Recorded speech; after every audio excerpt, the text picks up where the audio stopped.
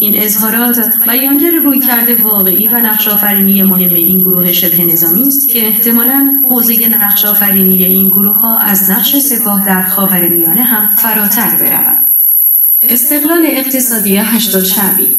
با اینکه سیاست ریاضت اقتصادی در عراق دنبال می شود، اما هشتالشعبی با گام‌های استوار در مسیر دستیابی به استقلال اقتصادی حرکت می کند.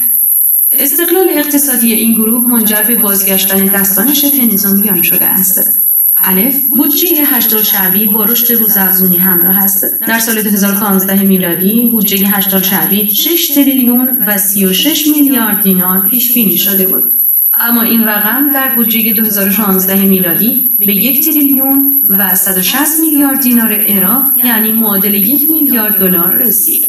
در سال 2017 میلادی این مبلغ به 3 تریلیون دینار رسید. این رقم به پروژه‌های کارآفرینی و سرمایه‌گذاری این گروه اختصاص یافت. این ارقام گویای هزینه‌های بالای اختصاص یافته به هشتالشعبی بود که بار اقتصادی اضافی بر دوش حکومت فدرال قرار می‌داد. ب. کاهش 4% حقوق کارمندان دولت به نفع هشتالشعبی. چین. تداوم کمک‌های مالی نهادهای غیر دولتی و جامعه مدنی. دال. مجلس عراق در 22 اکتبر 2016 میلادی قانون عدم خرید و فروش و تولید الکل در عراق را تصویب کرد و بدین ترتیب گروه‌های شبه نظامی سود سرشاری از طریق قاچاق تریاک و خشخاش و مواد مخدر از ایران به جیب زدند.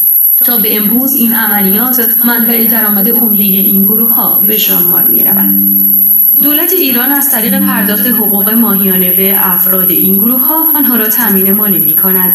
یکی از گروه‌های اپوزیسیون جمهوری اسلامی حدود یک دهه پیش این مسئله را افشا و فهرست 31690 نیرو و مزدور عراقی که برای سپاه کار می‌کنند و از ایران حقوق می‌گیرند را منتشر کرد.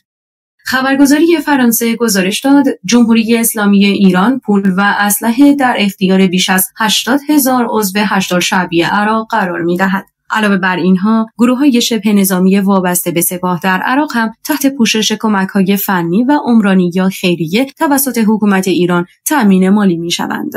رستم قاسمی فرمانده سابق قرارگاه خاتم الانبیا وابسته به سپاه در سال 2014 میلادی اعلام کرد ایران تاکنون 5 میلیارد دلار به عراق کمک فنی و مهندسی کرده. همچنین برخی نهادها مثل کمیته عالی مشترک عراق و ایران و کمیته مشترک همکاری اقتصادی و تجاری بین عراق و ایران که در سال 2005 میلادی تشکیل شدند، توسط نهادهای ایرانی تأمین مالی می‌شوند. با توجه به آنچه که گفته شد، استقلال اقتصادی هشتالشعبی منجر به گسترش نفوذ این گروه شد و هشتالشعبی از زیر نظر نهادهای رسمی عراق خارج شد و توانست به شکل مستقل و خارج از چارچوب نظارتی حکومت عراق نقش‌آفرینی کند. نقش اجتماعی هشتالشعبی. همانطور که می‌دانیم هشتالشعبی بعد از درگیری و نبرد سرنوشت ساز با داعش مطرح شد و به عنوان یک نهاد رسمی با سازوکار قانونی به فعالیت پرداخت. این گروه با توجه به تحولات تازه و به دنبال فداکاری‌ها و تلفات انسانی بسیار به نیابت از اکثر شیعیان به دنبال معرفی خود به عنوان یک پروژه اجتماعی و سیاسی فراگیر شدند. شبکه‌های ماهواره‌ای نقش مهمی در تثبیت تصویر ذهنی دلخواه این گروه در مخاطبان ساده و کم سواد ایفا کردند. کانال‌های آفاق، نوری المالکی، نجبا، گروه شبه نظامی نجبا، القدیر، سپاه بدر، العهد، شبه نظامیان اصائب اهل الحق، الطیف الجدید و المنهج، جریان مقتدا صدر، الفرات، مجلس اعلی به ریاست عمار حکیم، بلادی وزیر امور خارجه عراق، ابراهیم جعفری از جمله این شبکه‌ها هستند. علاوه بر آنها حزب الله عراق صاحب شبکه الاتجاه، کانال‌های دیگری مثل الحشد، حشدنا، کربلا، النجف، الثقلین، الولایه، دعا، المنهاج، الاربعینیه، الحجه، الاحواز، الانوار، المرجعیه، الحوز العلمیه، المهدی، فدک، الامام الحسین، العباس، النبراس، الصادق، الایمان، العبا، الکوفه، القدیر، الاشراق و غیره همسو با هشتالشعبی فعالیت می‌کنند. این کانال‌ها مدام برنامه‌هایی در ستایش و تمجید از هشتالشعبی، سپاه، گروه پاکستانی زینبیون و گروه افغانی فاطمیون برنامه پخش می‌کنند. گروه‌های شبه نظامی با راه‌اندازی کانال‌های ماهواره‌ای و رادیویی چند زبانه از جمله کردی، انگلیسی، ترکی، فرانسوی و سواحلی فعالیت می‌کنند. نهایتاً این عوامل منجر به افزایش حمایت شیعیان از هشت‌الشعبی شده و باعث شدند هشت‌الشعبی از پایگاه اجتماعی گسترده‌ای برخوردار شود. واژه‌های هشت‌الشعبی مقدس، رجال الله و هشت الله گویای مفاهیم بسیاری بوده و بر جایگاه ویژه و مهم هشت‌الشعبی در بین شیعیان تاکید می‌کنند. حالا دیگر هشت‌الشعبی اقدس مقدسات خط قرمزی شده که عبور از آن یا حتی انتقاد از آن جایز نیست. نقش مذهبی هشت‌الشعبی، وابستگی عقیدتی گروه‌های شبه نظامی عراق به چالشی عمده در آینده به ویژه دوره بعد از سیستانی تبدیل خواهد شد. اکثر گروه‌های شبه نظامی عراق به ولایت عامه ولی فقیه ایران علی خامنه‌ای اعتقاد دارند. این وابستگی به ولی فقیه ایران به نوبه خود مراجع نجف را مورد فشار قرار می‌دهد و در عین حال با توجه به گفتمان افراطی ایران و اقدامات این گروه‌های شبه نظامی در جبهه‌های نبرد چالش آفرین بوده است. به ویژه اینکه اقدامات این گروه‌ها رشد قابل ملاحظه‌ای داشت تا جایی که مراجع نجف به تشکیل گروه‌های مسلح تابع خود مثل گروه رزمی عباس و علی اکبر روی آوردند. سوالی که اینجا مطرح می شود این است که بعد از سیستانی چه می شود؟ بر کسی پوشیده نیست که مرجعیت دینی نجف و در رأس آنها علی سیستانی همواره از گفتمانهای فرقه‌ای و تند درباره کشورهای خلیج به ویژه عربستان سعودی و بحرین خودداری می کنند. این مراجع به دلیل عدم صدور فتوا برای انجام عملیات ضد حکومت در بحرین و عربستان سعودی توسط شیعیان و عدم صدور فتوا برای مبارزه مسلحانه در کنار نظام بشار اسد مورد انتقاد شدید قرار گرفت. حتی به نادیده گرفتن چارچوب کلی سیاست‌های فرقه‌ای ایران در منطقه متهم شدند. بدین ترتیب ایران به طور جدی به فکر چهره جایگزین سیستانی است. حمایت تلویحی مراجع دینی از پیشنهاد انحلال هشت‌الشعبی بعد از پایان داعش که توسط مقتدی صدر مطرح شد، ضربه سهمگینی به طرح ایران در عراق زد.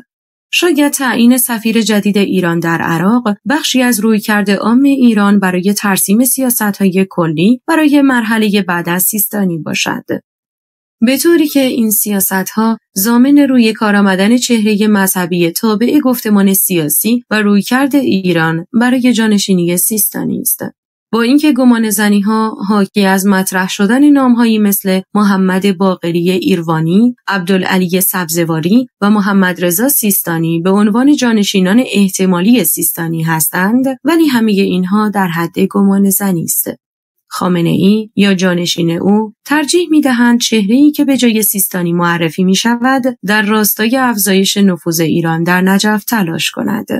موقعیت و جایگاه این مرجعیت توسط دو عامل تعیین می‌شود. نخست، قدرت و جایگاه این مرجعیت به جای حوزه علمیه از رژیم سیاسی تهران سرچشمه می‌گیرد. دوم، خامنه‌ای فاقد نمایندگان صاحب نفوذ در نجف است. محمود هاشمی شاهرودی، عضو شورای خبرگان متولد نجف، دارای دفتر کوچک و شاگردانش محدود می باشد. کمال الحیدری، یکی از مراجع عراق، تحصیل کرده حوزه علمیه نجف در شهر قم سکونت دارد.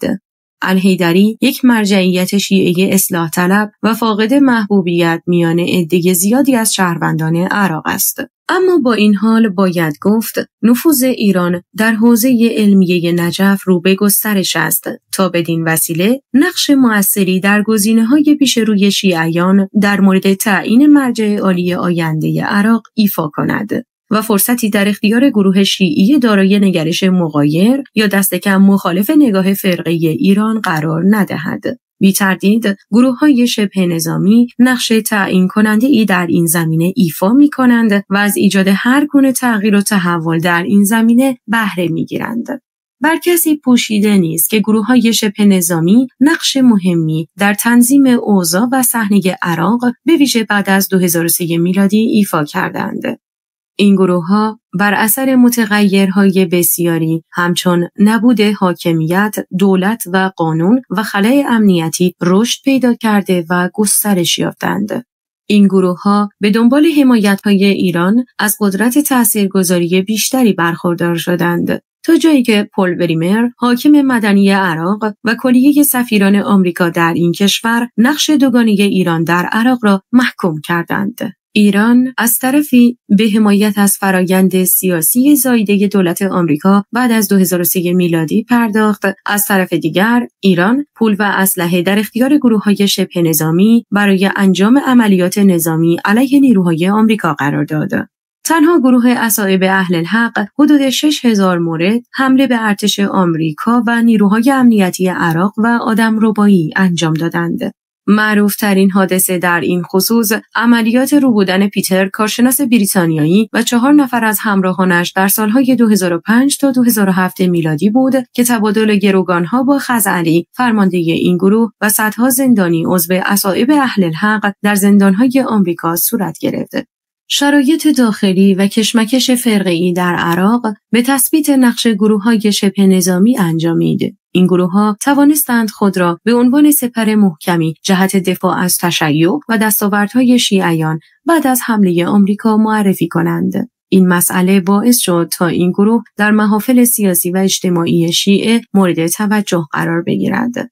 در مرحله بعد از ظهور داعش به گروه‌های شبه نظامی موسوم به هشت‌الشعبی قداست بخشیدند، تا جایی که این موضوع غیرقابل بحث و مناقشه شد و حتی انتقاد عملکرد هشت‌الشعبی پیامدهای وخیمی به دنبال داشت.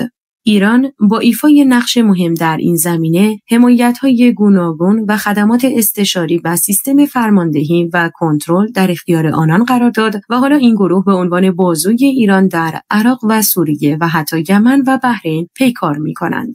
هشت‌الشعبی مایه نگرانی کشورهای همسایه شده و حاکمیت عراق را با چالش‌های جدی مواجه کرده.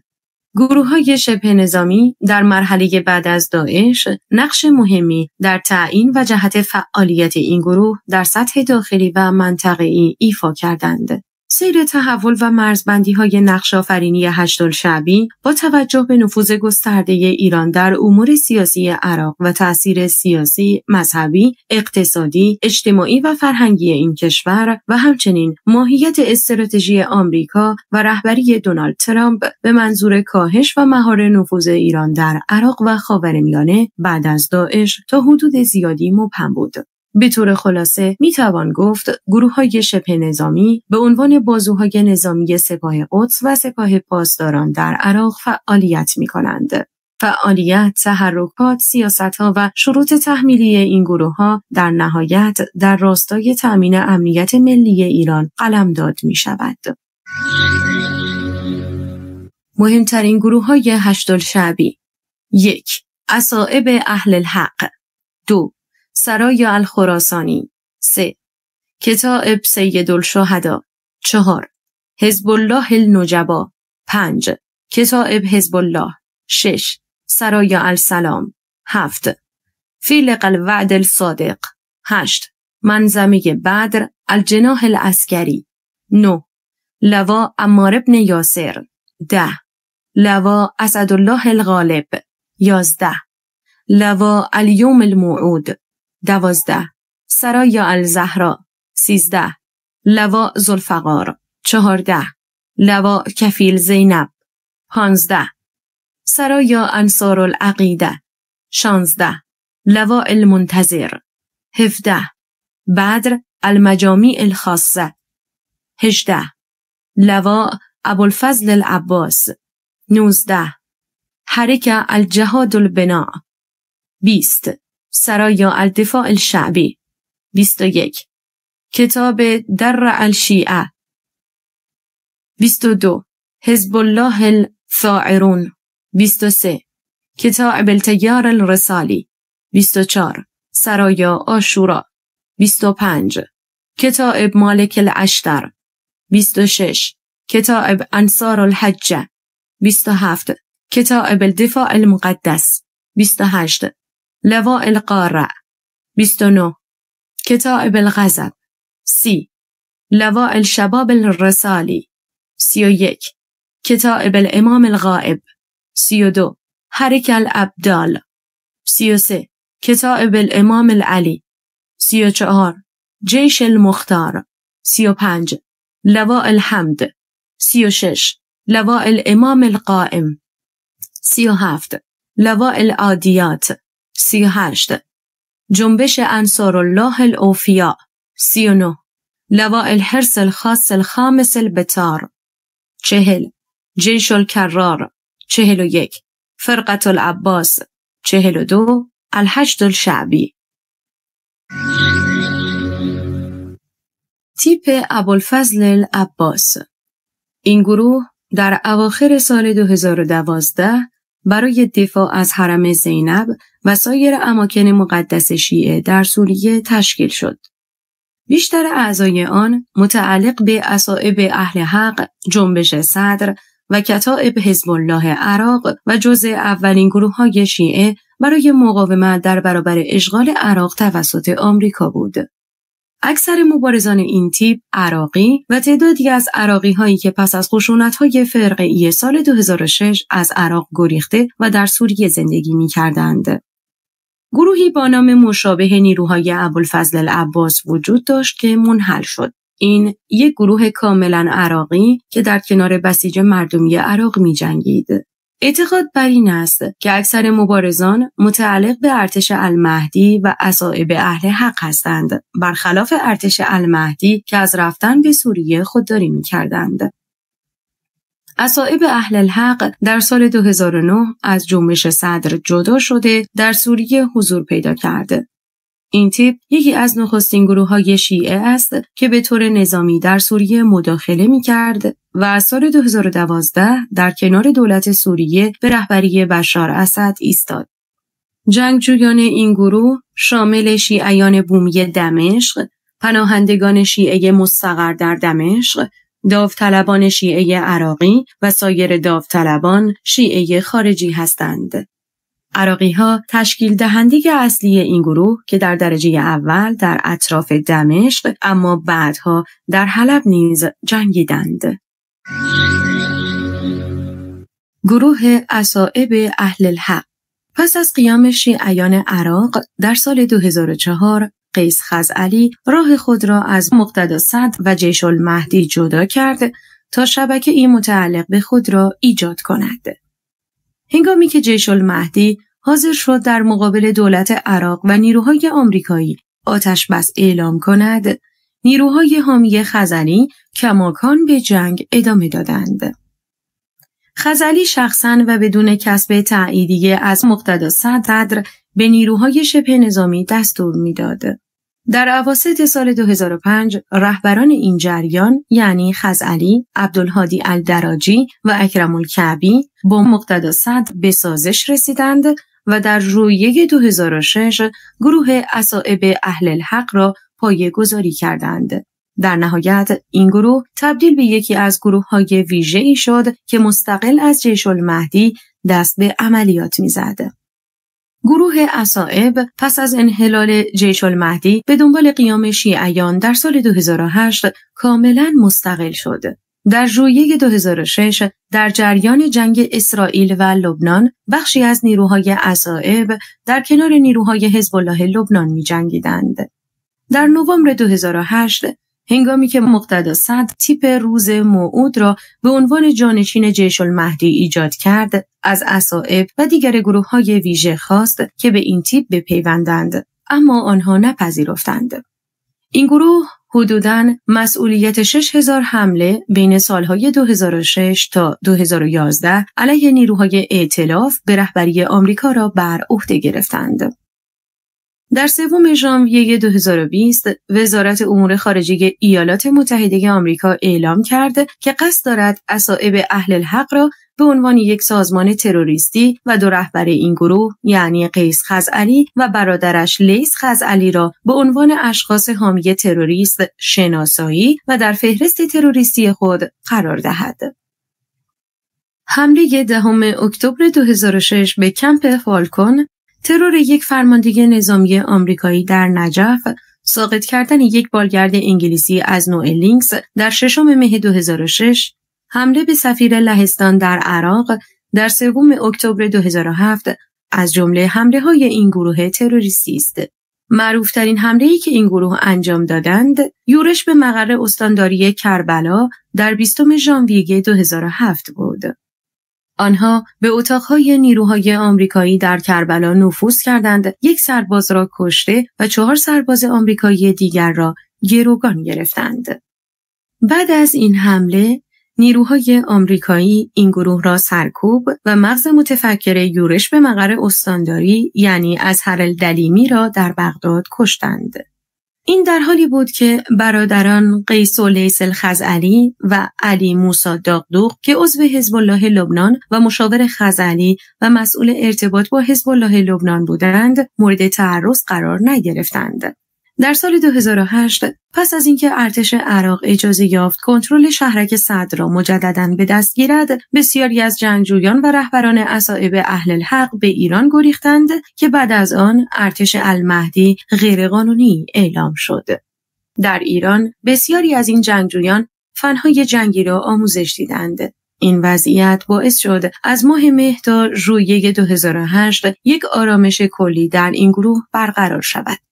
در فوریه 2010 اصائب یک غیر نظامی به نام عیسی سالومی، آمریکایی عراقی تبار که برای وزارت دفاع کار می‌کرد را رو بودند.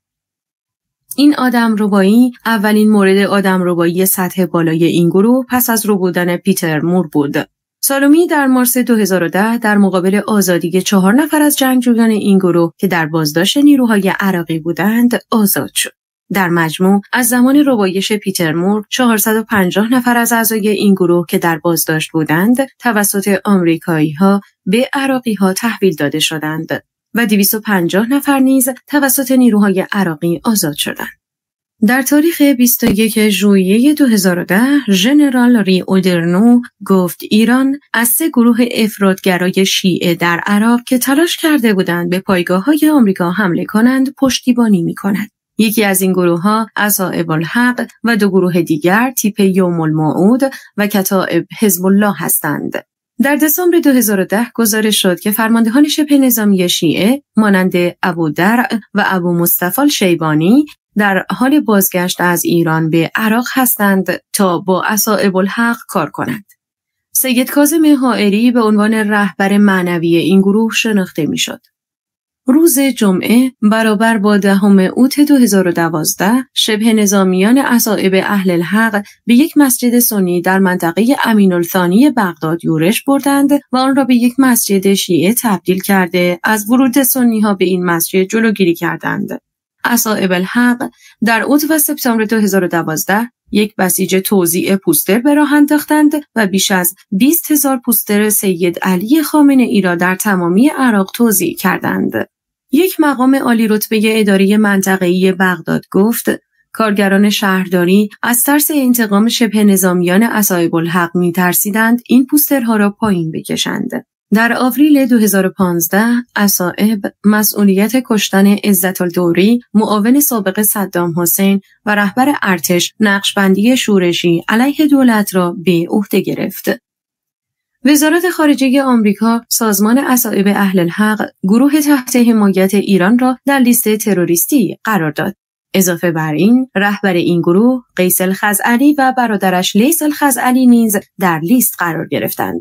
وزیر خارجه آمریکا مایک پومپئو در یک بیانیه مطبوعاتی گفت این سازمان و رهبران آن یک نیروی خشونتگرای نیابتی جمهوری اسلامی ایران می باشد که به نمایندگی از اربابانش در تهران از خشونت و ترور برای پیشبرد اهداف رژیم ایران جهت تضعیف حاکمیت ملی عراق استفاده می کنند. مطابق بیانیه وزارت خارجه این سازمان از بدو تأسیس در سال 2006 تا به حال مسئولیت بیش از 6,000 حمله علیه نیروهای آمریکایی و ائتلاف را به عهده گرفتند. شاخه سوریه گروه اصائب تیپ حیدرالکرار نام دارد. این تیپ توسط اکرم الکعبی فرماندهی میشد که از فرماندهان نظامی اصائب الحق بوده و در حلب استقرار داشت.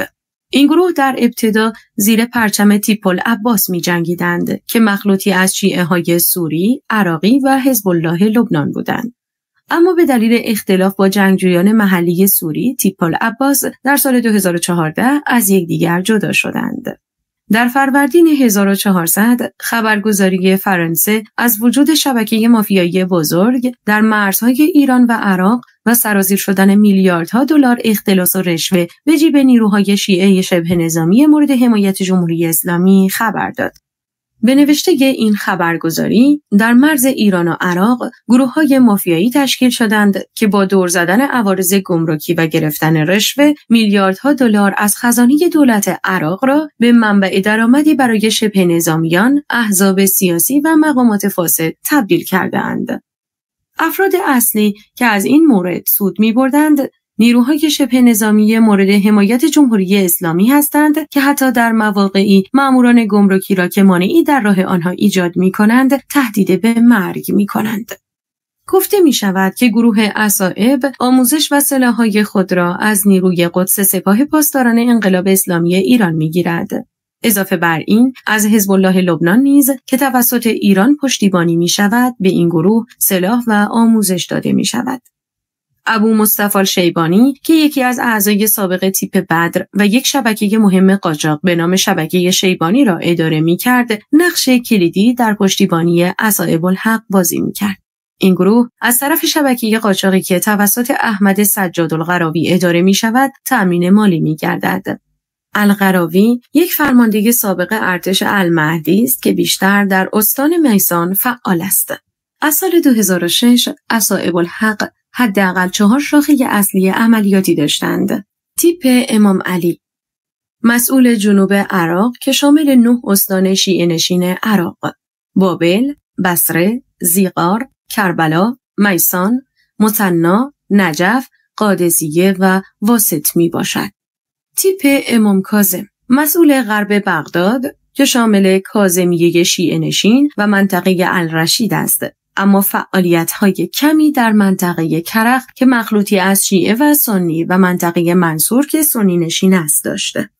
تیپ امام هادی، مسئول شرق بغداد، شامل منطقه شیعه نشین الصوره، نیسان و کراده است، اما فعالیت‌های کمی نیز در منطقه سنی شیعه، رصافه و منطقه سنی نشین اعظیمه داشت. تیپ امام عسکری، مسئول مرکز بغداد که عمدتاً در مناطق شیعه نشین جنوب دیالی، شهر سامرا و مناطق شیعه نشین در استانهای نینوا و کرکوک فعالیت دارند. تیپ حیدرالکرار، مسئول سوریه که عمدتاً در جنوب دمشق و غرب حلب مستقر هستند. جنبش الصابرین. جنبش الصابرین در واقع یک گروه شبه نظامی است که در ماه آوریل سال 2014 توسط عناصر جدا شده از جنبش جهاد اسلامی تأسیس شد. برخی از این افراد از جمله هشام سالم، دبیرکل الصابرین، پیش از این به تشیع گرویده و طرفدار پروپاقرص رژیم جمهوری اسلامی بودند. آنها سیاست‌های جمهوری اسلامی در منطقه را تایید می‌کردند. از این رو از سوی تهران حمایت مالی، نظامی و سیاسی می‌شدند.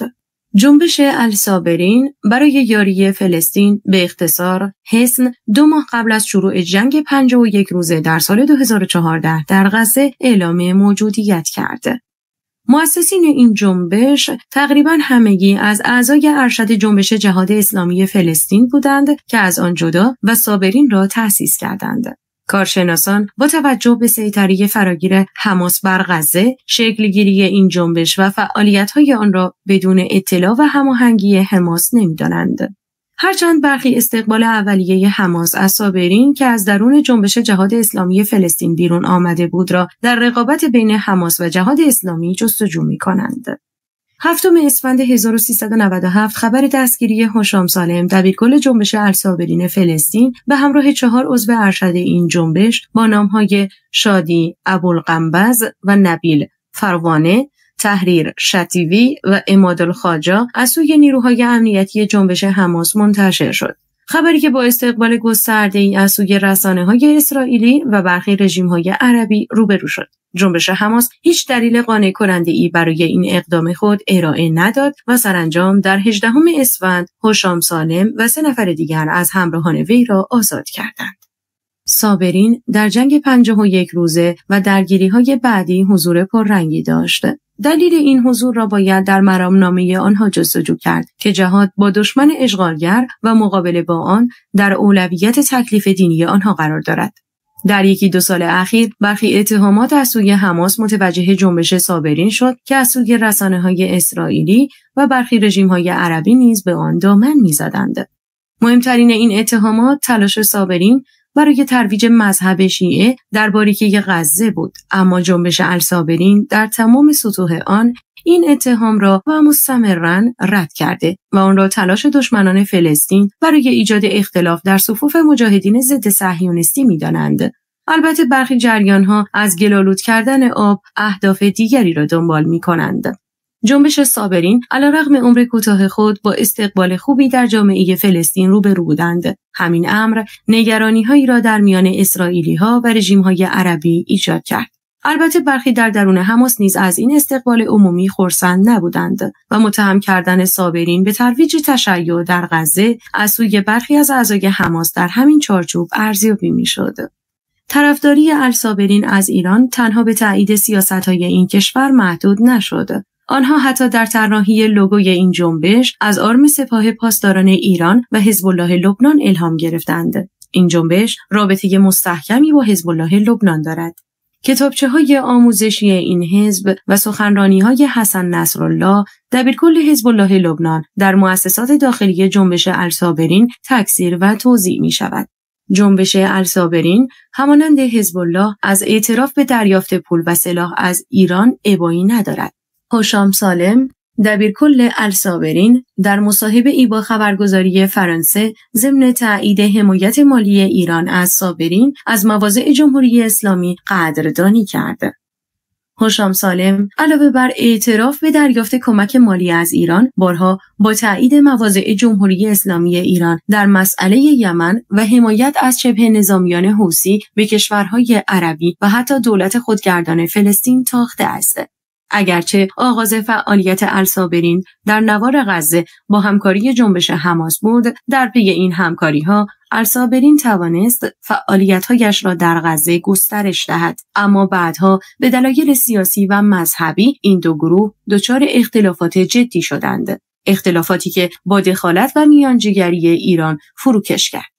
منابع فلسطینی میگویند ایران زیر پوشش نهادهای خیریه فعالیت‌های این جنبش شیعی را در فلسطین گسترش می‌دهد. در همین راستا چندین نهاد خیریه برای الصابرین در مناطق نوار غزه تأسیس کردند که همه آنها از حمایت مالی تهران برخوردارند. در ازای این حمایت‌ها الصابرین از سال 2014 علنا به ترویج نسخه جمهوری اسلامی یعنی مذهب تشیع پرداخت که این موضوع باعث بروز تنش‌های میان الصابرین و حماس شد. در حالی که حماس خود به گونه‌ای از حمایت ایران برخوردار است، اما با از سرگیری روابط حماس و تهران پس از یک دوره کدورت، حماس چشم خود را به روی فعالیت‌های الصابرین بست. جنبش الصابرین در مناسبت‌های مختلف در غزه فعالیت‌های تبلیغاتی زیادی به نفع جمهوری اسلامی ایران انجام می‌دهد. این فعالیت‌ها شامل نصب پلاکاردهای بزرگ حاوی تصاویر آیت الله خمینی، رهبر پیشین نظام در ایران و شعارهای همسو با رژیم ایران از جمله تبریک به محور تهران قدس میباشد. سایت مشرق نزدیک به سپاه پاسداران ایران در گزارشی جنبش الصابرین را نزدیکترین گروه مقاومت فلسطینی به گفتمان انقلاب ایران توصیف کرد و نوشت: تردد جمعیت‌های خیریه و امدادی زمینه مناسبی را فراهم کرد تا بسیاری از فلسطینیان نوار غزه با مکتب تشیع آشنا شوند. در این مدت تعداد قابل توجهی از آنها شیعه بودن خود را اعلام کنند. مشرق این موضوع را پیش زمینه تشکیل اولین گروه مقاومت شیعی فلسطینی در نوار غزه به نام جنبش صبر برای یاری فلسطین که به اختصار حصن یا صابرین نامیده می شود توصیف کرد.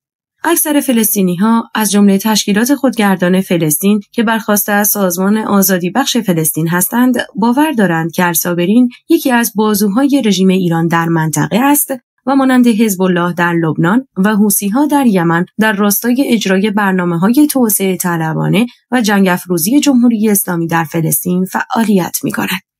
پیش از این سرلشکر عدنان الضمیری سخنگوی دستگاه‌های امنیتی فلسطین در یک کنفرانس مطبوعاتی اعلام کرده بود که گروه الصابرین یک گروه جهادی تحت حمایت حماس است که از ایران و حوثی‌ها حمایت می‌کند. کمک مالی و تسهیلاتی جمهوری اسلامی ایران به شبه نظامیان منطقه مورد اعتراض بخش عظیمی از ایرانیان است، به گونه‌ای که دو شعار نه غزه نه لبنان جانم فدای ایران و سوریه را رها کن فکری به حال ما کن در تظاهرات اعتراضی در شهرهای مختلف ایران بارها تکرار شده که این خود گواه مخالفت مردم ایران به دخالت‌های منطقه‌ای نظام حاکم در ایران است. گروه سرایا خراسانی. سرایا خراسانی یا به عبارتی گروهان‌های خراسانی یکی از گروه‌های شبه نظامی شیعه در عراق هستند که توسط حمید تقوی از نیروی قدس سپاه پاسداران ایران بعد از حمله داعش و تصرف استان‌های موصل و صلاح الدین عراق با هدف جنگ با داعش تشکیل شد. این افراد از مرجعیت رهبر ایران علی خامنه‌ای پیروی می‌کنند. سرایا الخراسانی بعد از شروع درگیری‌های سوریه توسط نیروی قدس از شبه نظامیان عراقی تشکیل و به سوریه منتقل شد.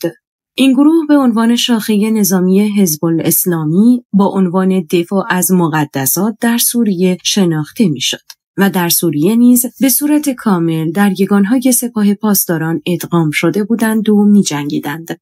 نام خراسانی این گروه برگرفته از روایات ظهور امام 12 شیعه بود، زیرا رزمندگان این گروه خواستار این هستند که جزو سپاهیان امام غایب هستند و مقدمات ظهور امام 12 را فراهم می‌کنند. بعد از اشغال استانهای موصل و صلاح الدین توسط داعش، نیروهای سرایا الخراسانی از سوریه و ایران به عراق بازگشتند. حمید تقوی از اعضای سپاه قدس ایران و از مؤسسان اصلی و سازمان دهنده گروه نام سرایا خراسانی و آرم گروه را همانند آرم سپاه پاسداران ایران انتخاب کرد. البته 2 ماه بعد از تشکیل گروه توسط سپاه قدس توانستند وارد هشت‌الشعبی عراق و جنگ با داعش شوند.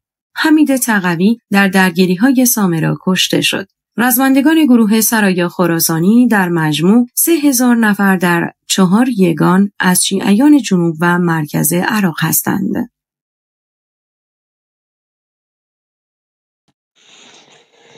ممنون. ضمن خیر مقدم به دوستانی که تازه به ما ملحق شدند، اگه دوستان لطف کنند عضو اتاق هوای بوف بشن تا این مستطیل قرمز از کنار تصویرشون برداشته بشه، ممنون میشیم ازتون. و چون این فایل 6 تموم شد، میخوایم بریم فایل جدید رو گوش بدیم. من فرصت رو غنیمت شمردم تا این تذکر رو بدم که برای اینکه این صابون قرمز از کنار تصویرتون برداشته بشه، عضو اتاق هوای بوف بشین تا هر دفعه که ما اتاق میذاریم برای شما اعلاناش هم بیاد. ممنون. اگه دوستان صحبتی دارن، آقای زمانی یا بقیه دوستان صحبتی دارن، لطف بفرمایید که فایل بعدی آماده بشه تا من پخشش کنم. با سلام مجدد به دوستان. من این مطالب رو که گوش میدادم در این فکر بودم که هیچ وقت در اون منطقه خاورمیانه، عراق، سوریه است، لبنان، عربستان، اردن، هیچ وقت یه دولت درست حسابی وجود نداشته. یعنی اینا همه بعد از جنگ جهانی اول متولد شدن. هیچ وقت یه سیستم دموکراتیکی در این کشورها مستقر نبوده. به سلیقه انگلیسا خاندان شریف حسین آوردن، یه پسرش کردن پادشاه در سوریه، یکیشا بعدها شد در عراق، یکی رو در اردن. به همین طریق دولت‌هایی را تشکیل دادن. این هیچ وقت هم به این فکر نبودن یه دولتی باشه که مردمی باشه، به سیستمی مثل کشورهای خودشون. نه، یه جریانی رو میذاشتن برپا میکردن، یه خانواده‌ای یا به یه شخصی واگذار میکردن و به صورت استبدادی هم اداره میشد. اینه که تو این کشورها هیچ وقت زندگی مردم سر و سامانی پیدا نکرده تا امروز. عراق رو شما ببینید الان تبدیل شده به چی؟ یه مخروبه ای که بیشترین نفتم داره و نمیدونم منابع زیادی هم داره، ولی یه سری به عنوان سنی، یه سری به نام شیعه تو سر کله هم دیگه میزنن، شده اونجا یک واقعا منجلابیه. اون حوزه های نجف و کربلا و اونا هم اصلا واقعا وحشتناکه. کشورهای دیگر هم شما نگاه کنید، عربستان رو ببینید، یه خانواده ای را گذاشتن در قدرت، این سال هاست دارن میخورن و میبرن و میچاپن، یه نزدیک 25,000 نفر هم هستن اعضای این خانواده. همه چیزای عربستان در اختیار ایناست. اینا مجلس حتی ندارن. اینها تمام وزرا و وزیر امور خارجه، وزیر نفت فلان، همه فامیلن، همه از هم دیگه هستن و غرب هم با چیزی نداره تا زمانی که اینا مزاحمش نباشن و اون چیزی که اینها میخوان بهشون در اختیارشون میذاره، هیچ مشکلی ندارن. از اون ور شما لبنان را ببینید، چندین بار ساخته شده و خراب شده. از اون ور فلسطین را ببینید، الان که دیگه تبدیل شده به یک مخروبه. اینه که اینا هیچ وقت نذاشتن در این جاها یک کشوری پا بگیره. همین امروز الان سوریه داره تقسیم میشه بین ترکیه و اسرائیل، دارن زد و خورد میکنن که کدوم قسمت را این ببره، کدوم قسمت اون یکی ببره. هیچ وقت یه دولت ثابتی نداشتن. چرا؟ چون هیچ وقت این دولت ها منتخب مردم نبودن. شما ببینید دولت اسرائیل یه دولتی است که جنایتکاره در مورد فلسطینیان، واقعا ندارن جنایت میکنن، ولی یه دولت دموکراتیکیه. یعنی چی؟ یعنی افرادی که در رأس قدرت هستن منتخب مردم هستن. چون منتخب مردم هستن به این راحتی هم اینا رو نمیشه عوض کرد. یعنی یک شخص نیست که تصمیم گیرنده باشه، یک گروهی هن، یک دولتی هن، یک مجموعه ای هستن که مردم اینها را انتخاب کردن. اینه که تونستن یه دولت ثابتی را به پا کنن و ادامه بدن. ولی در کشور ما این گونه نبوده. در عراق این گونه نبوده. یه گردن کلفتی یا یه قدرتمندی را به قدرت میرسونن، ازش حمایت میکنن، یه مستبدی را، یه دیکتاتوری را، و خودشون هم این بغل دارن میخورن و میبرن. وجود یک مستبد در یک کشور یعنی من دارم یک کار خلاف انجام میدم، یعنی حق و حقوق مردم هیچ. کسی که استبدادی حکومت میکنه یعنی حق و حقوق مردم رو داره زیر پا میذاره. برای این کارم، برای اینکه صدای مردم هم خفه کنه، مجبور ساواک درست کنه، مجبور ساواما درست کنه، مجبور ده ها ارگان مثل این رژیم الان هم میبینیم درست کنه که تو سر مردم بزنن. و این سیستم هم هیچ وقت ثباتی نداره. چون همین الان شما ببینید مسئله مذاکرات دولت خامنه‌ای با ترامپ، اینها اگر یه حکومت مردمی بودند وضعشون به اینجا نمیرسید. یعنی اگر قرار بود مجلسی تصمیم بگیره یک سری افرادی که منتخب مردمن در سیاست‌های کشور تصمیم بگیرن، هم پولهای مملکت اینجور خطر نمیرفت، هم در این موقعیتی که الان ما قرار گرفتیم قرار نداشتیم که ترامپ بیاد بگه آقا یه حاضرن کون منم ماچ کنن که ما باشون مذاکره کنیم. الان به بدبختی هم افتادن. البته اینجوری هم نیست که اینا شما فکر کنید فردا دولت ترامپ به اینا شنبه التیماتوم میده و حمله میکنه. اینا بازی داره ادامه داره پیدا خواهد کرد. فردا هم میبینیم که نیمه کاره خواهد موند این مذاکرات، چون هر دو به توافقی نرسیدن. یه مقدار دارن پیازداغش هم زیاد میکنن، در صورتی که توافقها را پشت صحنه دارن انجام میدن. ولی همه این جریانات علتش استبداد و حکومت‌های استبدادی. ما اگر یه حکومت مردمی داشتیم احتیاج نبود که اینقدر اولا وحشت داشته باشه دولتمون از اینکه ترامپ میخواد حمله کنه. شما ببینید در دانمارک یه مستعمره ای داره که یه دولت خودمختاریه به نام گرینلند، یا خودشون میگن گرونلند. یه جمعیت 50-60 هزار نفر، بیشتر جمعیت نداره. از ایران هم بزرگتره، نزدیک 2 میلیون کیلومتر مربع. اینو ترامپ میگه من اینجا رو میخوام و میام برمیداره، مال ماست. خب دانمارک هم یه کشور 5-6 میلیونی قدرتی هم نیست و 45,000 کیلومتر مربع هم طول عرضشه. ولی مردمی که در گرونلند هستن اعلام کردن که آقا ما نمیخوایم بریم جزو آمریکا بشیم. این یعنی دموکراسی، یعنی مملکت را دانمارکیا به طوری اداره کردن حق و حقوق اون افرادی که در گرونلند میشنن یا اون جزایر فارو هم که دارن، حق و حقوق اینها را طوری ادا کردن که اینها این امکانی که وحشت از این داشته باشه اینجا تجزیه میشه وجود نداره. کسی خواهان نیست. همین امروز اگر بیان در ایران بگن آقا ترامپ بیاد بگه آقا ما میخوایم استانهای ایران بپیوندن با آمریکا، تمام استانها خواهان این خواهند. اگر همین امروز به ما آمریکا بگه آقا ایرانی‌ها میتونن بیان وارد آمریکاشن بدون و اقامت داشته باشن، اونی که نمیره حتما یا پا نداره یا اینکه امکانات نداره، همه بلند میشن.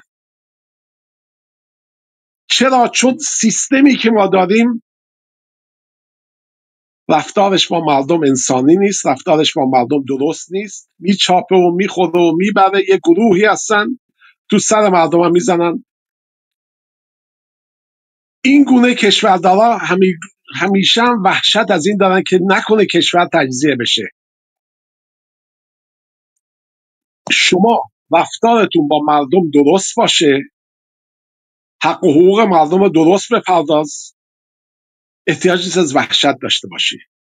ببینید در گرونلند یه گرونلندی همون رفاهی رو داره که یه دانمارکی در خود دانمارک داره. بیمارستانش مجانیه، تحصیلش مجانیه،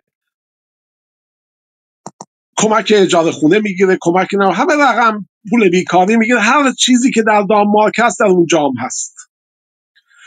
آمریکا زمانی که آمد خودش چند روز پیش وزیر جنگش رفت گرونلند بدون که اصلا با دانمارکیا در تماس باشه، به اونا اصلا صحبت کنه، اینقدر کشور ما باشه. ولی مردم گرونلند تحویلش نگرفتن.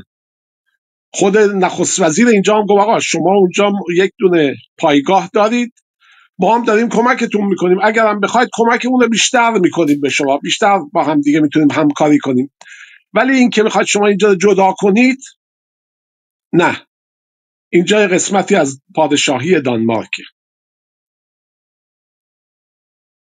ولی اگر اینها رفتارشون با این همینجور بود که رفتار مثلا ما با بلوچاس، با کردا، با لورا، با فارس‌ها با همه هست، امکان تجزیه بسیار بالا بود. اینی که حکومت هایی که ما داریم در خاورمیانه، علت این که هیچ کدومشون ثبات ندارن به خاطر استبداده. این مستبد میره، یه مستبد بعدی جاش میاد. این مستبدی را جایگزین مستبد دیگه میکنن. الان من میبینم یه بلند شدن افرادی مثل زیبا کلام، مثل نصیری، 10 نفر آدمی که در اون مقطع قبل از انقلاب زندگی میکردن، همشون میگن ما اشتباه کردیم که انقلاب کردیم. ما کاری که کردیم نمیدونستیم که این کشور انقدر در حال پیشرفت بود. ما ندیدیم اونجور چیزها را. ما میگیم خب پدرآموزیده، حرف درست، شما ندیدی، خود شاه چی؟ اونم ندید. شما این حرفا رو میتونید برای جوانهایی بزنید که اون دوران ندیدن، بیاد یه مدینه فاضله از اون درست کنید. ولی ماهایی که زندگی کردیم در اون مقطع به شما میگیم نه آقا، خبری نبود، ژاپن میشدیم و اینا همه داستانی است. اگر این گونه بود خود شاه میآمد میگفت مردم چه خبرتونه، یه لیستی بیرون میداد از اون خدماتش، من برای شما این کارا رو کردم. مردم خب میدیدن دیگه، حس بنده موقع میدم بیمارستانم مجانیه، تحصیلم مجانیه، نمیدونم همه رقم رفاه دارم که نمیتونم اینا ندیده بگیرم دیگه. دنبال خمینی هم راه نمیافتاده. ولی نبود. خود اون آمد گفت من صدای انقلاب شما رو شنیدم، خود اون آمد گفت من با فساد مبارزه میکنم. بعد کیا دستگیر کرد؟ نصیر چه هویدا و چهار تا آدم بدبختی رو که تابع خودش بودن، نفر اصلی خود ایشون بود. حالا یه عده آمدن میخوان این استبداد را ببرن، استبداد بعدی را جایگزین کنن. چرا؟ چون میدونن که اگر این رژیم بره یه سیستمی مثل خود این بیاد رو کار، دیگه دنبال دزدان و جنایتکاران سابق نیست و این دور باطل ادامه خواهد پیدا کرد. ما تمام جنایتکاران زمان رضا شاه مجازات که نشدن، هیچی شدن سناتور زمان شاه. جنایتکاران زمان شاه پولا رو برداشتن. شما اول از آبان به بعد 57 ببینید، اینا میگن دولت اینجور پیشرفت بود، ژاپن داشته میشه. تمام سران کشور دنبال این بودن که پولا رو بردارن در لیستی که بانک مرکزی اون زمان بیرون داده هست. آقای فلان 400 میلیون، چیزی 500 میلیون، چیزی 700 میلیون فرستادن خارج. این رژیم هم الان دارن همه رو فرستادن به کانادا. برج ها و ساختمان های عریض طویلی در کانادا متعلق به ایرانی هست. تمام این پول هایی که میبایست از جامعه خرج ساخت ها بشه، خرج رفاه مردم بشه، یه عده گردن کلفت و دزد آمدن چاپیدن بردن خارج کردن. علت هم اینه که خودشون هم حاضر نیستن تو اون مملکت بمونن. خودشون هم میدونن کشوری که درست کردن و به جا گذاشتن قابل زیست نیست. خودشون برای خوشی میرن به آمریکا و کشورهای دموکرات. آقای پرویز ثابتی در آمریکا نشسته فرمول استبداد میپیچه برای ما ایرانیا. آقای نمیدونم مسعود نقره‌کار حزب سوسیال دموکرات رو انداخته، فرمول استبداد میپیچه. بله فعلا دوران گذار بذارید ما 16 رو بیاریم تا ببینیم بعداً انتخابات و رفراندوم بذاریم. خودشون هم میدونن تو اون مملکت کسی که نشست رو صندلی قدرت کندنش دیگه با کرام الکاتبین. یه همچین فرموله هایی رو برای ما میدن. همین دور باطل میخواد ادامه پیدا کنه و این مردم بیچاره ایران هستن که دارن خسارتش میدن. وگرنه این دزدا و گردن کلفتا اوضاع که خراب میشه خودشون میزنن به چاک و میرن. همینجور که دیدیم الان آمریکا بهترین نقطهش نم در لس آنجلس و در بیولی هیلز و در فلان و ما همه ایرانی هستند. بیشترین سرمایه گذاری ها را کردن، بیشترین پول ها را خارج کردن. هیچ جای دنیا شما نمیتونید نفراتش پیدا کنید که این همه پول از کشور خارج کرده باشن.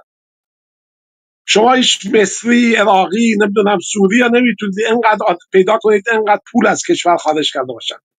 این ماها هستیم که یعنی کشور ایرانه و این مردمش. هیچ همبستگی هم بین مردم نیست. ما رعایایی بودیم که فعلا امت شدیم. هیچ علاقه و چیزی هم به زندگی مشترک با هم دیگه نداریم. پاش بیفته پدر همه را هم در میاریم. اونی که اول انقلاب میرفت کردستان آدم میکشت، از مرکز ایران میرفت. اونی که میره بلوچ رو سرکوب میکنه از قسمت دیگه ایران میره. هیچ اون ارق ملی و ارق مردمی و با هم بودن و اصلا ما در کشور ما دیده نمیشه. من فعلا صحبت ندارم، بعدا میتونیم بیشتر صحبت کنیم. ممنون، مرسی. پس میریم که ادامه کتاب رو گوش بدیم. انتخابی دوم تگزاس به مجلس آمریکا تقدیم شد. جنبش نوجوا در زمینه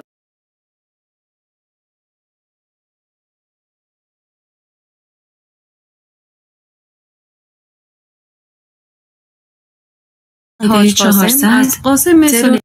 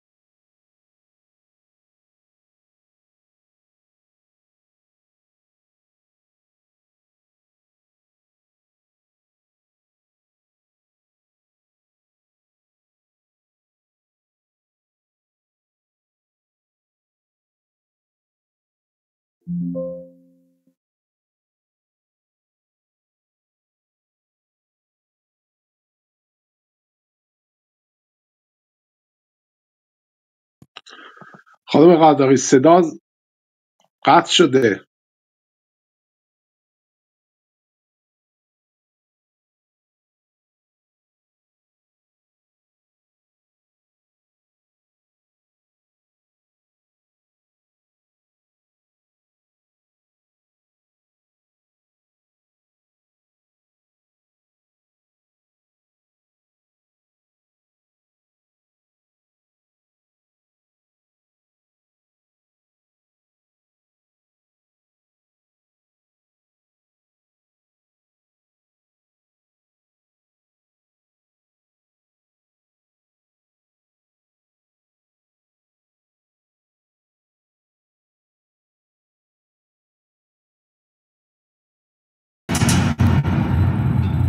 واحد 400 ترورهای برون مرزی سپاه پاسداران جمهوری اسلامی، جلد دوم، نویسنده حوریه قرداغی، گویش نسیم، تهیه شده در کتابخانه اینترنتی آوای بوف.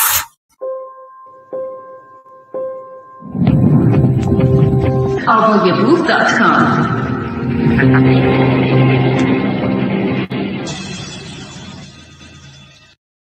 کتائب سیدالشهدا.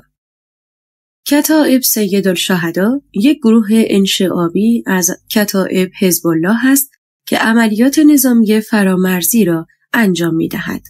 آنها اقدامات خود را مستقیماً با سپاه پاسداران هماهنگ می‌کنند. کتائب سیدالشهدا یک گروه شبه نظامی شیعه عراقی است که در سال 2013 برای محافظت از حرمها در سراسر جهان، حفظ وحدت عراق و پایان دادن به درگیری‌های فرقه‌ای تشکیل شد. این گروه از دولت اسد در سوریه پشتیبانی می‌کند. محور اصلی آن حفاظت از حرم زینب در حومه جنوبی دمشق است.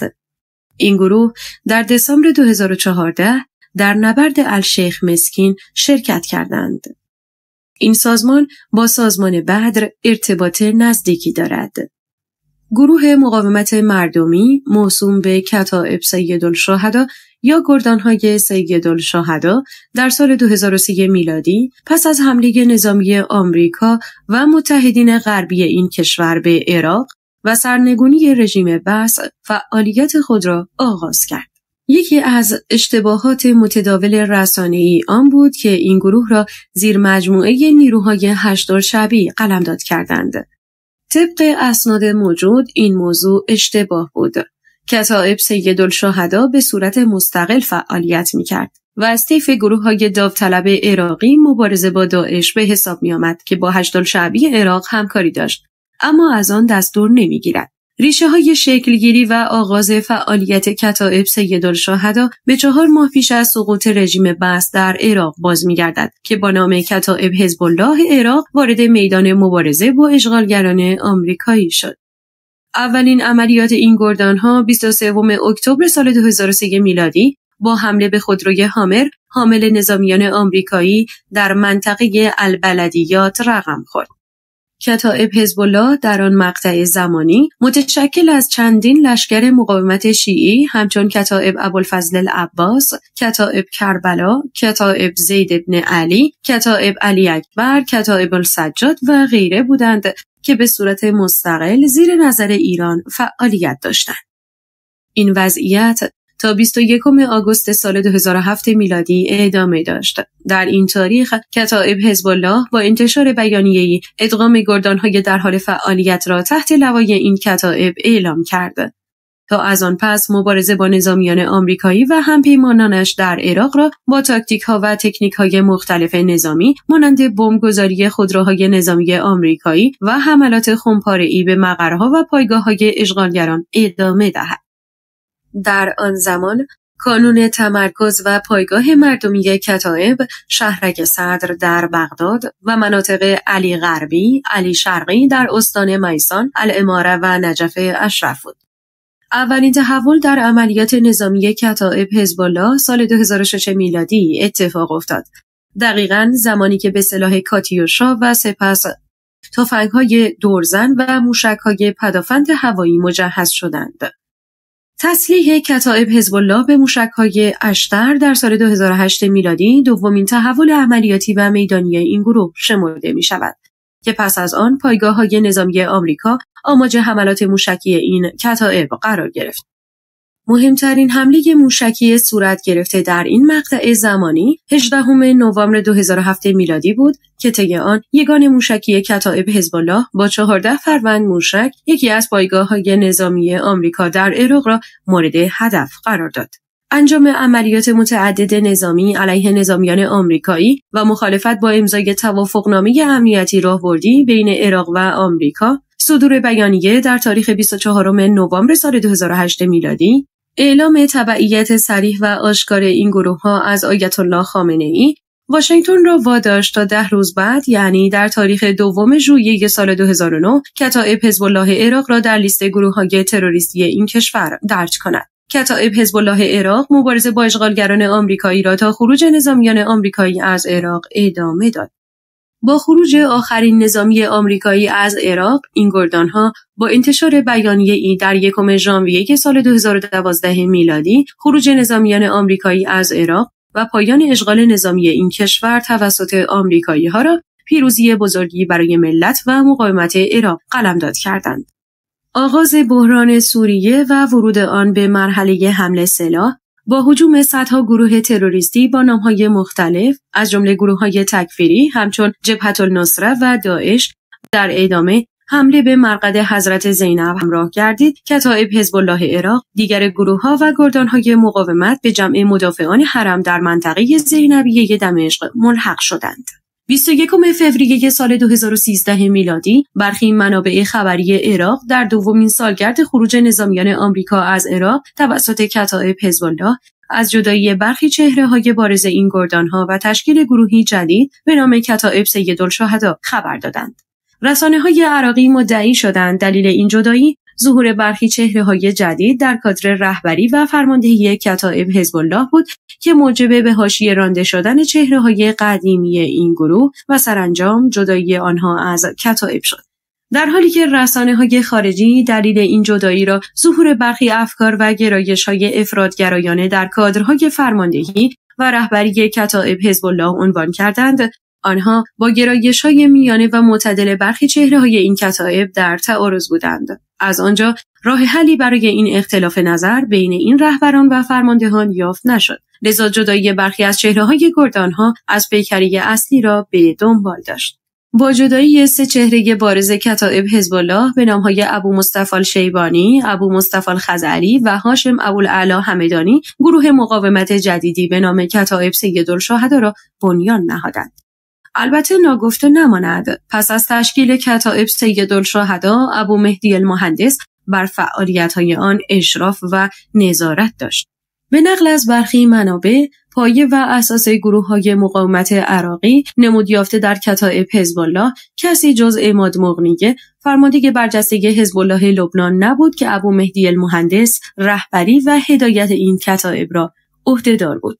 حسن خاقانی، مسئول تبلیغات جنگی و روابط بین الملل کتایب سیدالشهدا، در معرفی این نیرو آن را یادگار مدرسه امام خمینی، رهرو مقام معظم رهبری و دانش آموخته مکتب سردار سلیمانی معرفی می‌کند. مهمترین عرصه فعالیت کتایب سیدالشهدا به گفته مسئول تبلیغات جنگی و روابط بین الملل کتایب، عرصه جهاد و مبارزه است.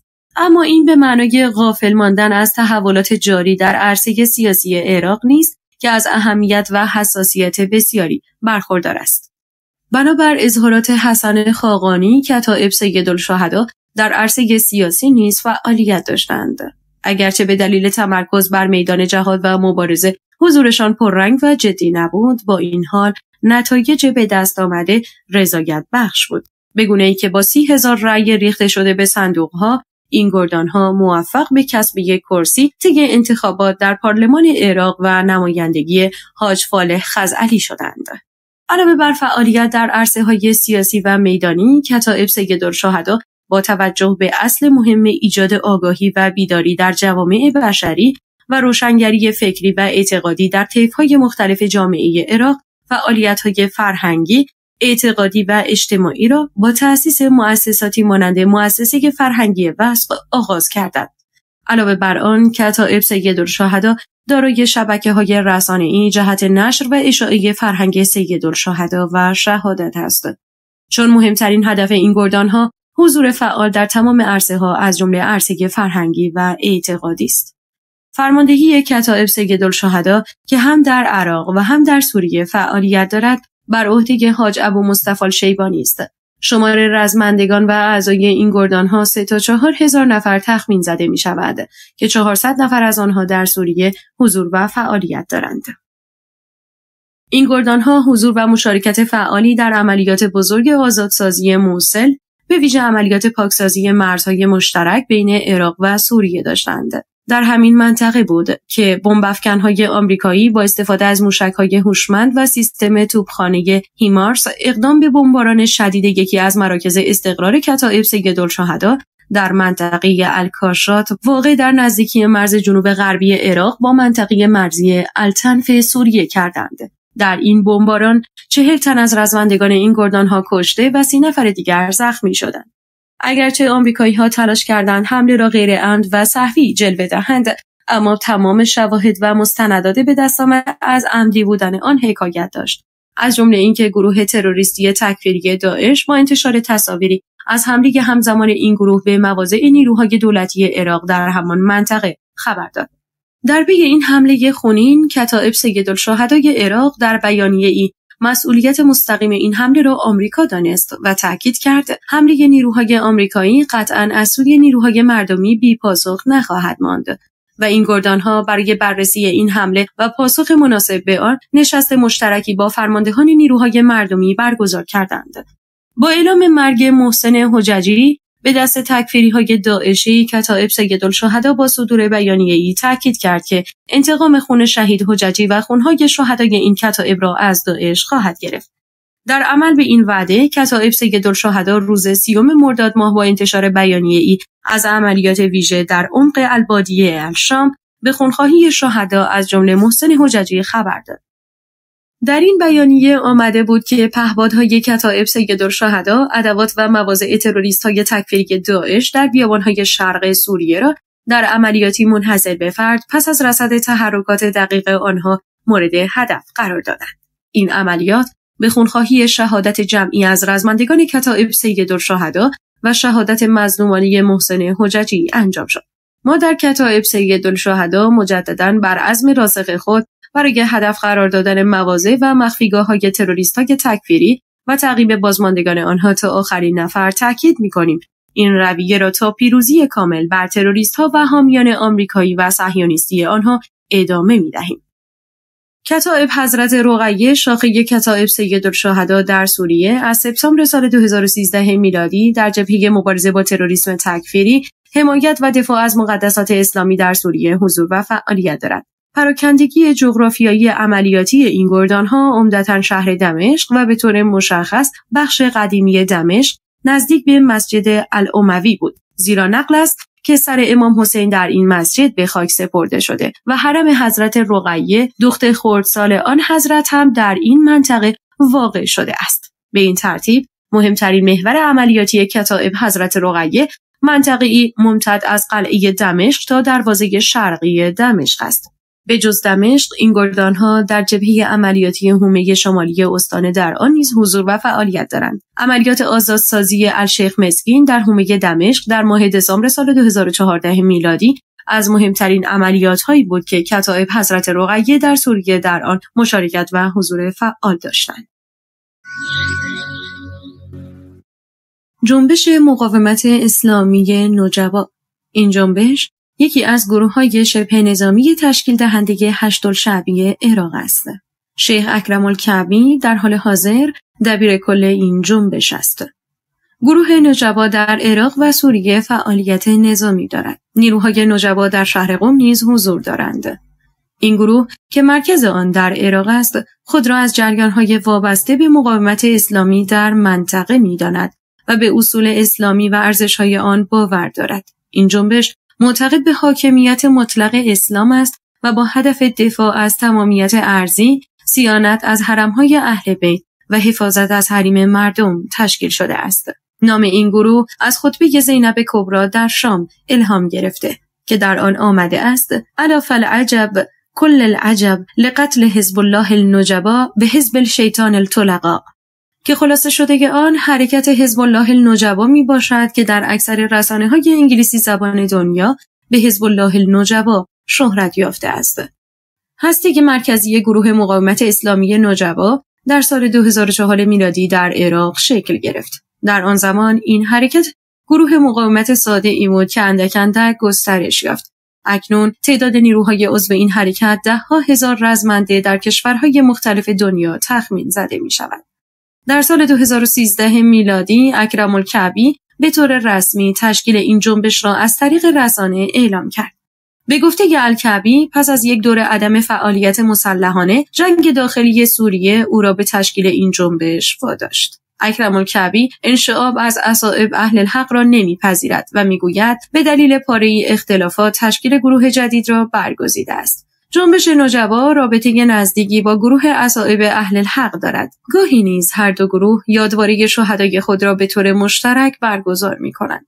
جنبش نجبا علاوه بر جنبه‌های نظامی در مسائل فرهنگی و اجتماعی نیز فعالیت‌هایی داشتند. تولید محصولات چند رسانه‌ای، کمک رسانی اجتماعی به شهروندان نیازمند از این قبیل فعالیت‌هاست. اولین دبیرکل نجبا یک روحانی عراقی به نام شیخ اکرم الکعبی بود که از بدو تأسیس تا کنون رهبری این جنبش را به عهده دارد. از زندگی شخصی اکرم الکعبی اطلاعات زیادی در دسترس نیست، ولی گفته می شود که او پیش از این مسئولیت‌های متعدد جهادی داشت. او توانست با جذب نیروهای آموزش دیده عراقی که از سالهای قبل و بعد از سقوط صدام حسین دیکتاتور عراق سوابق مبارزاتی فراوانی داشتند، تشکیلات نظامی نجبا را تأسیس نماید. در تاریخ 26 شهریور 1387 وزارت خزانه‌داری ایالات متحده آمریکا تحت دستور اجرایی به شماره 13438 شیخ اکرم الکعبی را در لیست سیاه و تحت پیگرد قرار داد و مجدداً 9 سال بعد از آن در تاریخ 13 آبان 1396 لایحه تحریم مقاومت اسلامی نجبا به شماره 4238 از سوی سناتور تد پو، نماینده جمهوری‌خواه از حوزه انتخابی دوم تگزاس، به مجلس آمریکا تقدیم شد. جنبش نجبا در زمینه آموزش، سلاح و خدمات مستشاری از کمک‌های جمهوری اسلامی ایران استفاده می‌کند. این گروه سرودی منتشر کرد که در آن با شعار زنده باد حاج قاسم از قاسم سلیمانی فرمانده سپاه قدس ایران تمجید می‌کرد. این گروه یکی از اولین گروه‌های عراقی بود که نیروهای خود را به سوریه اعزام کرد. این نیروها در برخی عملیات‌های مهم مانند آزادسازی حلب و رفع محاصره نبل و الزهرا نقش ایفا کردند. شیخ اکرم الکعبی در مصاحبه‌ای با خبرگزاری فارس مدعی شد قاسم سلیمانی مؤسس حقیقی جنبش مقاومت اسلامی نوجوا بوده است. این جنبش پس از فتوای آیت الله سیستانی مبنی بر جهاد کفایی در عراق در قالب 2 تیپ و در چارچوب تشکیلات هشت‌الشعبی در عراق به فعالیت پرداخت. در بروشور معرفی این حرکت اینگونه آمده است: یک نیروی مخصوص واکنش سریع در این تشکیلات وجود دارد که نیروهای آن تحت آموزش انواع دوره‌های حرفه‌ای و فوق حرفه‌ای قرار گرفتند. کتائب حزب الله. کتائب حزب الله به عربی کتائب حزب الله فی العراق یک گروه شبه نظامی شیعه در عراق و بخشی از هشت‌الشعبی است که توسط جمهوری اسلامی ایران تأمین مالی و نظامی می شود. این گروه در جنگ داخلی عراق و جنگ داخلی سوریه فعالیت داشتند. فرماندهی این گروه به عهده ابو مهدی المهندس بود تا آنکه وی در 3 ژانویه 2020 بر اثر حمله هوایی آمریکا در نزدیکی فرودگاه بغداد همراه با قاسم سلیمانی کشته شد. پس از آن فرماندهی گروه به عهده ابو فدک قرار گرفت. کتائب حزب الله عراق یک گروه شیعه بود که اعضای آن مقلد خمینی و محمد باقر صدر بودند. در سال 2003 توسط نیروی قدس سپاه پاسداران ایران راه اندازی شد. این گروه مخالف حضور نیروهای آمریکایی در عراق بودند که بعد از سقوط صدام حسین اولین عملیات خود علیه نیروهای آمریکایی را در 23 اکتبر سال 2003 در منطقه بلدیات شهر بغداد انجام دادند. سازماندهی این گروه مخفی بود، ولی ابو مهدی مهندس مشاور نیروی قدس ایران و از اعضای سابق سازمان بدر به عنوان رئیس این گروه معرفی شد. این گروه از نیروی قدس ایران آموزش و کمک‌های مالی دریافت می‌کرد. دولت آمریکا حزب الله لبنان را متهم کرد که سلاح‌ها و آموزش‌های این گروه را تأمین می‌کند. این گروه در سال 2007 با تهاجم علیه نیروهای ائتلاف و آمریکا شناخته شدند. آنها با گذاشتن فیلم حملات خود علیه نیروهای آمریکایی در اینترنت بیشتر شناخته شدند. در تابستان سال 2008 نیروهای آمریکایی و عراقی سختگیری را علیه کتائب حزب الله و گروه‌های ویژه انجام دادند. حداقل 30 عضو این گروه در آن ماه‌ها دستگیر شدند. مقامات رسمی آمریکا اظهار کردند که در نتیجه این سختگیری بسیاری از فرماندهان آنها به ایران فرار کردند. در 2 ژوئیه 2009 این گروه به لیست سازمان‌های تروریستی آمریکا افزوده شد. این گروه مسئول بسیاری از بمب‌های کنترل از راه دور کنار جاده‌ای، خمپاره، موشک و تهاجمات با RPG و همچنین عملیات‌های تک‌تیراندازی علیه نیروهای آمریکایی و عراقی و همچنین مسئول عملیات تهاجم راکت به منطقه سبز در نوامبر 2008 بودند که منجر به کشته شدن 2 کارمند سازمان ملل شد.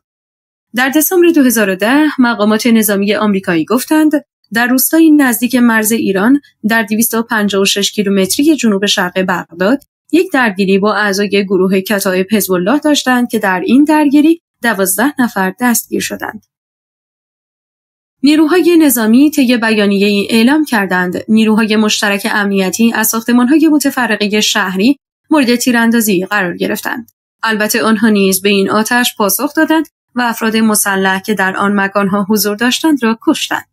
مقامات رسمی عراقی اعلام کردند که بسیاری از کشته شدگان از افراد بیگناه بودند و خواستار جبران خسارت وارده شدند. در 13 جولای 2010 ژنرال ری اودیرنو از گروه کتائب حزب الله به عنوان یک تهدید اصلی علیه نیروها و پایگاه‌های آمریکایی در عراق نام برد. اودیرنو در یک بریفینگ در بغداد گزارش داد: در هفته‌های اخیر تهدیدات علیه ما افزایش یافته و لذا ما تدابیر امنیتی را در بسیاری از پایگاه‌ها افزایش داده‌ایم. در ژوئیه 2011 نیروهای رسمی اطلاعات عراق تخمین زدند که این گروه دارای 1000 جنگنده است که ماهانه به هر کدام از آنها بین 300 تا 500 دلار پرداخت می‌شود. رهبر کتائب حزب الله از سوی دولت آمریکا در فهرست تروریسم قرار گرفت و تحریم شد. در بیانیه وزارت خارجه آمریکا آمده است که گروه کتائب حزب الله در سال 2009 در لیست سازمان‌های تروریستی قرار گرفت. 7 ژانویه 2020 مورگان اورتاگاس سخنگوی وزارت خارجه آمریکا گفت کتایب حزب الله پس از حمله به معترضان بیگناه عراقی در پایان روز با پرتاب راکت بغداد را هدف قرار داد. وی ادامه داد: کتایب حزب الله هیچ علاقه‌ای به امنیت عراق ندارد، فقط به دستور کار شنیع خامنه‌ای علاقه‌مند است. ما به طور خستگی ناپذیر به آشکار کردن ماهیت آنها که تروریست هستند ادامه خواهیم داد. نیویورک تایمز نوشت که وزارت دفاع آمریکا به نیروهای آمریکایی آمادگی عملیاتی بر علیه کتایب حزب الله را اعلام کرده است. مایکل نایتس، تحلیلگر اندیشکده سیاست واشنگتن در خاورمیانه گفت: اهداف فوری پنتاگون علیه کتایب حزب الله می‌تواند متوجه رهبران، پایگاه‌ها و انبارهای تسلیحاتی این گروه باشد. بعد از خروج نیروهای آمریکایی از عراق در دسامبر 2011، این گروه جنگنده‌های خود را به فرمان قاسم سلیمانی، فرمانده سپاه قدس، برای دفاع از حکومت بشار اسد به سوریه فرستادند. به این ترتیب کتایب جنگ با نیروهای آمریکایی در عراق را به جنگ با گروه‌های مخالف دولت سوریه که قصد سرنگونی بشار اسد را داشتند تغییر داد. در این حال کتایب به مخالفت خود با نیروهای آمریکایی ادامه میداد. جنگ‌های علیه داعش که نیروهای آمریکایی در آن شرکت داشتند را بایکوت کردند. کتایب در جریان جنگ با داعش در سوریه، بازپسگیری شهر حلب در 2015 و دیرالزور در 2018 همچنین کمک به نیروهای بشار اسد حضور موثری داشت. پس از بالا گرفتن جنگ داخلی سوریه و اینکه دولت اسلامی شام و عراق شروع به قدرت گرفتن کرد، دولت عراق برای حفظ امنیت مناطق شیعه به شبه نظامیان شیعه از جمله کتایب حزب الله تکیه کرد. بعد از اکتبر سال 2016 کتایب حزب الله همراه با نیروهای ارتش عراق و سایر گروه‌های شبه نظامی در جنگ آزادسازی موصل علیه داعش شرکت داشت. این گروه همراه با سایر گروه‌های شبه نظامی در جنگ اطراف تل افر برای قطع کردن مسیر موصل به تل افر و سایر مناطق تحت کنترل داعش شرکت داشت. این گروه آموزش‌های خود را از نیروی قدس سپاه پاسداران انقلاب اسلامی، حزب الله لبنان و سایر گروه‌های وابسته به ایران دریافت می‌کرد. در سال 2008 نیروی قدس و حزب الله لبنان کمپ‌های آموزشی در 4 محل تهران، قم، اهواز و مشهد دایر کرد. نیروهای کتایب و سایر گروه‌های شیعه کار با سلاح‌های کوچک و مواد منفجره را در این کمپ‌ها آموزش می‌دیدند. حزب الله لبنان یک کمپ برای آموزش در جنوب عراق دایر کرد که بعد از کشف در سال 2008 مجبور شد به ایران منتقل کند. جمال جعفر ابراهیم معروف به ابو مهدی مهندس، رهبر گروه کتایب حزب الله، یکی از گروه‌های شبه نظامی شیعه که از طرف ایران حمایت و پشتیبانی می‌شد. وی علاوه بر رهبری کتایب، معاون مشاور امنیت ملی عراق و معاون فرمانده هشت‌الشعبی معروف به بسیج مردمی بود. ابو مهدی المهندس سالها در رابطه با یک سری جنایات مرگبار محکوم بود. در سال 2007 در دادگاه کویت به دلیل دست داشتن در بمبگذاری سفارت فرانسه در کویت که منجر به کشته شدن 6 نفر و زخمی شدن بیش از 90 نفر شد محکوم شده بود. بعد از کشته شدن ابو مهدی مهندس در 13 دی 1398 عبدالعزیز المهداوی معروف به ابو فلک جایگزین او شد. وی سابقاً مأمور اطلاعاتی سازمان بدر بود. این گروه در آغاز با نام کتایب ابوالفضل العباس اعلام موجودیت کرد. در سال 2007 گروه اعلام کرد که از این پس با نام اصلی یعنی کتایب حزب الله به فعالیت خود ادامه می‌دهند. بعد از آن شبکه ماهواره‌ای الاتجاه اقدام به پخش اخبار و فیلم‌های این گروه کرد. کتایب یکی از گروه‌های بسیار مخفی در بین گروه‌های شیعه عراقی است که اطلاعات کمی از ساختار این گروه وجود دارد، ولی مشخص است رهبری این گروه با ابو مهدی المهندس بود. دبیرکل گردان‌های حزب الله عراق اعلام کرد که در حال حاضر این گروه دارای بیش از 5000 نیرو در قالب 3 گردان در عراق میباشد. قرار گرفتن کتایب حزب الله در لیست تروریستی آمریکا.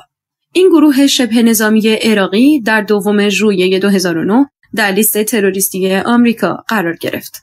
روز 26 مارس 2020 وزارت خزانه‌داری آمریکا 20 مقام، فرد و کمپانی مستقر در ایران و عراق را مورد تحریم قرار داد. این افراد و نهادها از سپاه پاسداران و بازوی خارجیش یعنی نیروی قدس حمایت می‌کردند.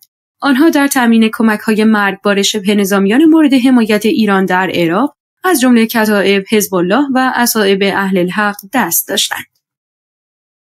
روز چهارشنبه 12 شهریور 1399 وزارت دادگستری ایالات متحده آمریکا در بیانیه‌ای اعلام کرد دامنه‌های دو وبسایت تلویزیون الاتجاه متعلق به کتائب حزب الله مورد حمایت ایران در عراق را مسدود کرده است. قابل ذکر است که کتائب حزب الله از سوی آمریکا به عنوان یک تشکیلات تروریستی شناخته شده است.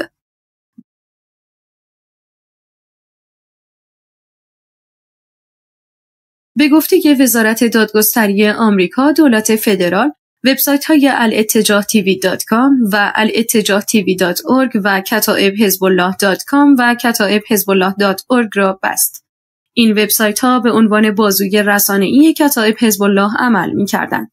وزارت خزانه‌داری و وزارت خارجه آمریکا کتائب حزب الله را به عنوان یک سازمان تروریستی لیست گذاری کرد. روز 13 ژانویه 2021 ایالات متحده بر اساس فرمان اجرایی 13224 عبدالعزیز ملوح میرجی راشل مهداوی با کنیه ابو فدک دبیرکل سابق کتائب حزب الله را به عنوان یک تروریست ویژه جهانی لیست گذاری کرد. گروه کتائب هم در فهرست‌های سازمان تروریستی خارجی آمریکا قرار گرفت. در 19 ژوئیه سال 2017 وزارت امور خارجه آمریکا گزارشی را درباره تروریسم در 7 فصل منتشر کرد که در فصل 6 این گزارش تحت عنوان سازمان‌های تروریستی خارجی درباره کتائب حزب الله آمده است. کتائب حزب الله در سال 2006 به وجود آمد و در 2 ژوئیه 2009 به عنوان سازمان تروریستی خارجی نامگذاری شد. کتائب حزب الله یک گروه تندروی شیعه اسلامی با نظرگاه ضد غربی و ایدئولوژی شورشی است. قبل از عقب نشینی نیروهای ایالات متحده در سال 2011 این گروه اقدام به تهاجم به اهداف عراقی، آمریکایی و ائتلاف در عراق کرد. آنها سیاستمداران و غیر نظامیان طرفدار پروسه سیاسی مشروع عراق را تهدید جانی می‌کردند. این گروه تبلیغات قابل ملاحظه و گسترده‌ای برای عملیاتش در رسانه‌های عمومی انجام می‌داد که این تبلیغات شامل فیلمبرداری و پخش فیلم‌های ویدیویی از تهاجماتشان که نشان دهنده وابستگی‌های ایدئولوژی و دریافت حمایت از ایران بود. کتائب حزب الله مسئولیت تعداد زیادی تهاجمات تروریستی را در سال 2007 به عهده گرفت که شامل بمبگذاری مواد انفجاری تعبیه شده، تهاجمات موشکی و عملیات تک‌تیراندازی بود. در سال 2007 کتائب حزب الله بدنامی‌اش را به خاطر حملاتش به نیروهای ایالات متحده و ائتلاف در عراق کسب کرد. در ژوئیه 2011 5 سرباز آمریکایی در یک حمله موشکی در بغداد کشته شدند. در این حمله موشکی که توسط کتائب حزب الله صورت گرفت، مهاجمین بین 3 تا 5 موشک به پایگاه نظامی ویکتوری ایالات متحده در بغداد شلیک کردند. فعالیت گروه در عراق و سوریه ادامه داشت. آنها در 2015 در درگیری‌های سوریه در حمایت از رژیم اسد و در عراق علیه داعش شرکت کردند. در ژوئن و ژوئیه 2015 کتائب حزب الله اطلاعات محل و شیوه تماس برای نیروگیری و درخواست کمک مالی را در یک کانال طرفدار ایران و بر روی یوتیوب پخش کردند تا از این روش برای نیروگیری جنگجو در عراق و سوریه استفاده کنند. در سال 2016 این گروه با پیوستن به ارتش عراق به جنگ با داعش در نبرد موصل ادامه دادند. سرانجام کتائب حزب الله برای پاکسازی مرز سوریه عراق در سمت غرب موصل پیشروی کردند. تخمین زده می شود که اعضای گروه حداقل 4000 نفر بودند. با وجود اینکه پایگاه آنها در عراق بود به همراه نیروهای طرفدار رژیم اسد در سوریه می جنگیدند. از لحاظ مالی و کمک‌های خارجی کتائب حزب الله به سختی به جمهوری اسلامی ایران متکی است. در فروردین 1400 خبرگزاری فرانسه از وجود شبکه مافیایی بزرگ در مرزهای ایران و عراق و سرازیر شدن میلیاردها دلار اختلاس و رشوه به جیب نیروهای شیعه شبه نظامی مورد حمایت جمهوری اسلامی خبر داد. به نوشته این خبرگزاری در مرز ایران و عراق گروه‌های مافیایی تشکیل شده که با دور زدن عوارض گمرکی و گرفتن رشوه میلیاردها دلار از خزانه دولت عراق را به منبع درآمدی برای شبه نظامیان، احزاب سیاسی و مقامات فاسد تبدیل کردند و افراد اصلی که از این مورد سود میبرند نیروهای شبه نظامی مورد حمایت جمهوری اسلامی هستند. حتی در مواقعی ماموران گمرکی را که مانعی در راه آنها ایجاد می‌کنند تهدید به مرگ می‌کنند. مقام‌های عراقی تاکید کردند که اکثر گذرگاه‌های ورودی ایران و عراق توسط گروه هشت‌الشعبی کنترل می‌شوند. نیروهای هشت‌الشعبی به صورت گسترده در گمرک‌ها به عنوان مرزبان، بازرس و پلیس حضور دارند و بازرگانانی که دنبال دردسر نیستند برای واردات کالا به آنها رشوه پرداخت می‌کنند. هشت‌الشعبی این گزارش را تکذیب کرد، اما گروه‌های دیگر مورد حمایت جمهوری اسلامی مانند اصحاب اهل الحق و کتائب حزب الله تقسیم گمرک‌ها و بنادر کشور میان گروه‌های شبه نظامی را تایید کردند. ارتش مختار داخل پرانتز جیش المختار. در 4 فوریه 2013 واثق البطاط رهبر سابق کتائب حزب الله اعلام کرد که یک گروه جدید به نام ارتش مختار را با هدف دفاع از شیعیان و کمک به نیروهای دولتی ضد تروریسم ایجاد کرده است. این گروه در سال 1392 یک حمله خونپاره‌ای به مرز عربستان صورت داد. واثق البطاط در مصاحبه این اعلام کرد در صورت تکرار صدور فتواها و تقویت تفرقه مذهبی و توصیف شیعیان با عناوینی مانند مجوس، خوک در شبکه وصال و ترویج کشتار آنها، تکرار توهین به فاطمه زهرا در عربستان و کویت، جیش المختار عملیات مسلحانه در خاک عربستان سعودی انجام خواهد داد. او با اظهاراتی جنجالی هر گونه اقدام ضد شیعه را محکوم کرد و اظهار داشت با ارتش 1 میلیونی خود هر گونه اقدام ضد شیعی را تلافی خواهیم کرد. واثق البطاط گفت ما تصمیم داریم عربستان سعودی را فتح و در حرمین شریفین اقامه نماز کنیم. وی همچنین گفت که می‌خواهد بنادر جدیدالتأسیس مبارک در کویت را موشکباران کند. فرمانده ارتش مختار تظاهر کنندگان مخالف نوری المالکی را به سرکوب تهدید کرد. او همچنین کردهای عراق را تهدید کرد چنانچه بخواهند از ضعف حکومت مالکی برای پیشروی به استانهای موصل و کرکوک سوء استفاده کنند جلوی آنها را خواهد گرفت. مردم عراق با تظاهرات گسترده مردمی سعی کردند گروه حزب الله مختار را که وابسته به ایران است به مردم معرفی کنند. آنها ایران را متهم به کمک نظامی به این گروه کردند. این گروه طی عملیات چند ساعته با حمله موشکی به کمپ لیبرتی، این کمپ را که اعضای غیر مسلح سازمان مجاهدین در آن مستقر بودند به خاک و خون کشیدند و حدود 60 نفر از آنان را کشته و زخمی کردند. تعدادی از آنها را دستگیر و تحویل مقامات ایرانی دادند. پس از این حمله، خبری مبنی بر همدستی نوری المالکی با گروه جیش المختار و رسانه‌های منطقه‌ای این گروه منتشر شد. تا جایی که نماینده‌ای در پارلمان عراق بیان داشت، نیروی حزب الله عراق که واثق البطاط ریاست آن را بر عهده دارد، وابسته به نوری المالکی نخست وزیر عراق میباشد. پس از انتشار این خبر، فشار زیادی از طرف اهل تسنن عراق بر نوری المالکی وارد شد. مالکی نیز برای رهایی از انتقادات شدید رسانه‌های عراقی مجبور به انتقاد از واثق البطاط شد. وی را به باد انتقاد گرفت. تا جایی که برخی رسانه‌ها از صدور حکم دستگیری واثق البطاط از سوی دولت عراق به اتهام نشر فرقه‌گرایی در این کشور فرار وی به سوریه را منتشر کردند. البطاط با به تمسخر گرفتن حکم جلب صادر شده علیه خود، دولت را برای دستگیریش به مبارزه طلبید. وی گفت: من در نجف ساکن هستم و از کسی نمی ترسم. عراق را هم ترک نخواهم کرد و صدور حکم جلب من بچگانه، غیر قابل اجرا و غیر قانونی است. سید واثق البطاط در موشکباران جنایتکارانه لیبرتی همواره اعلام کرد که مسئولیت حملات موشکی لیبرتی را میپذیرد.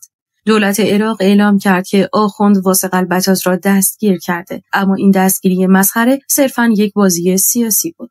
حزب الله نهضت اسلامی عراق به گزارش سایت شیعه آنلاین 7 بهمن 1390 آخوندی به نام سید واثق الموسوی البطاط ایجاد حزب الله نهضت اسلامی عراق را در شبکه خبری الشرقیه نیوز اعلام کرد و خود را دبیرکل آن نامید. او هدف حزب الله نهضت اسلامی عراق را ناامن کردن بندر مبارک کویت اعلام کرد و گفت: در صورت افتتاح بندر مبارک با ناامن کردن منطقه اطراف این بندر نمیگذاریم هیچ کشتی یا شناوری از آن عبور کند و یا در آن پهلو بگیرد. واثق البطاط تاکید کرد که ما ارتش، نیروهای پلیس یا هر نیروی داخلی را نشانه نمیگیریم، بلکه فقط سر سلاح خود را به سمت دشمنان خارجی میگیریم. واثق البطاط قبلا فرمانده کتایب حزب الله عراق در استان الاماره و احتمالاً نجف بود. البطاط گفت که از کتایب حزب الله عراق جدا شده و به حزب الله نهضت اسلامی عراق پیوسته است. چون پشت عملیات لیبرتی کتایب بود، این جدایی برای پنهانکاری انجام شد تا یک سری از کارها به نام کتایب انجام نشود. اعلام موجودیت ارتش مختار. به دنبال اولین تهاجم موشکی به لیبرتی در 21 بهمن 1391 ساعاتی بعد از حمله، واثق البطاط در بیانیه‌ای ارتش مختار را به عنوان جناح نظامی حزب الله نهضت اسلامی در عراق مسئول حمله به لیبرتی معرفی کرد. طرفداران نوری المالکی به دنبال پخش سریال مختارنامه از تلویزیون عراق که بیننده زیادی هم داشت، مالکی را با مختار مقایسه کردند و او را مختارالعصر یعنی مختار زمان نامیدند. ارتش مختار یا جیش المختار در 16 بهمن 1391 5 روز بعد از حمله موشکی به لیبرتی اعلام موجودیت کرد. متعاقباً این اعلان موجودیت از سوی رسانه‌های آخوندی به ویژه سپاه پاسداران و سایت سرکرده سابق سپاه پاسداران مورد استقبال قرار گرفت. به گزارش تلویزیون عراقی الرافدین، چند ساعت پس از این اعلان موجودیت، گروهی از تروریست‌های مالکی تحت نام ارتش مختار در باشگاه مصانعه در بغداد یک رژیم نظامی برگزار کردند که نیروهای ارتش و پلیس امنیت آن را تامین می‌کردند.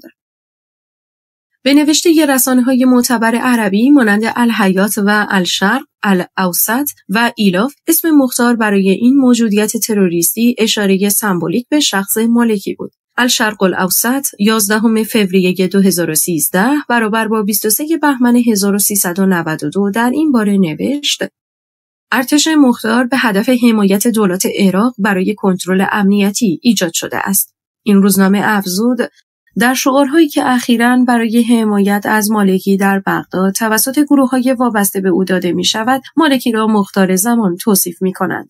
این گروه رهبران مخالف در عراق مانند العراقیه و سازماندهندگان تظاهرات ضد مالکی را به تصفیه فیزیکی تهدید کردند. به گزارش سایت ابنا، سدید آنلاین و تعدادی از سایت‌های وابسته به رژیم ایران در 19 اسفند 1391 با تیتر ارتش مختار چیست و چگونه به وجود آمد نوشتند: پس از آنکه فتنه ترکیه و قطر به دست طارق الهاشمی معاون فراری رئیس جمهور عراق کلید خورد، اعتراضاتی در برخی مناطق سنی نشین عراق با مدیریت بازماندگان رژیم بعث شکل گرفت و ماجرا از نشست سری عزت الدوری در دوحه قطر آغاز شد. جلسه‌ای که طارق هاشمی، عدنان الدلیمی، حارس الزاری و احمد ابوریشه در حضور اردوغان به فکر فتنه انگیزی در عراق افتادند. افراد با این اقدامات به دنبال تأسیس ارتش آزاد در عراق برآمدند تا همانند سوریه این کشور را نیز با بحرانی جدی روبرو کرده حکومت شیعه در عراق را سرنگون سازند. با رهبری حجت الاسلام سید واثق البطاط، گروه حزب الله عراق جیش المختار را تأسیس کرد. این گزارش می‌افزاید: البطاط گفت با ارتش 1 میلیونی خود هر گونه اقدام ضد شیعی را تلافی خواهیم کرد. ما تصمیم داریم عربستان سعودی را فتح و در حرمین شریفین اقامه نماز کنیم. سایت ابنا و سدید در 19 اسفند 1391 در ادامه نوشت: فرمانده ارتش مختار تظاهر کنندگان مخالف نوری المالکی را نیز به سرکوب تهدید کرد. او همچنین کردهای عراق را تهدید کرد چنانچه بخواهند از ضعف حکومت مالکی برای پیشروی به استانهای موصل و کرکوک سوء استفاده کنند، جلوی آنها را خواهند گرفت. به دنبال اولین موشک پراکنی به لیبرتی در بهمن 1391 و اعلام آن توسط آخوند البطاط، مزدوری او برای خامنه‌ای و مالکی کاملا برملا شد، به طوری که در تظاهرات و تحصن‌ها مردم عراق در عکس‌ها و شعارهایشان بلافاصله او را مزدور و در ارتباط با رژیم ملایان معرفی کردند که از ایران کمک می‌گیرد. افشا شدن این چهره به حدی بود که مالکی ناچار شد در یک اقدام فریبکارانه و مسخره دستور دستگیری آخوند البطاط را صادر کند. البته واثق البطاط تهدید به دستگیری را شوخی تلقی می‌کرد. در زیر به قسمتی از مصاحبه او با تلویزیون البابلیه و بغداد که سایت افشاگر در آبان 1392 آن را انعکاس داد اشاره می‌کنیم. خبرنگار: می‌خواهی فرمانده کل نیروهای مسلح بشوی؟ البطاط: خیر، ولی می‌توانم یکی از معاونت‌ها و یا نهادهای وزارت دفاع را به دست بگیرم. این نهاد امنیت و ثبات را فراهم می‌کند. دیگر حتی نیاز به وجود پست‌های بازرسی نیست و آن را جمع می‌کنیم. ما با دولت عراق قطع رابطه نکرده‌ایم. خبرنگار: آیا بین شما و مالکی توافقی وجود دارد؟ البته این سوال را از خود مالکی بپرسید. خبرنگار: ولی من پاسخ را از شما می‌خواهم. آیا با مالکی توافقی دارید؟ البته بله، با مالکی توافق دارم. خبرنگار: این توافق چیست؟ البته چیزی که من مطرح می‌کنم او می‌پذیرد. من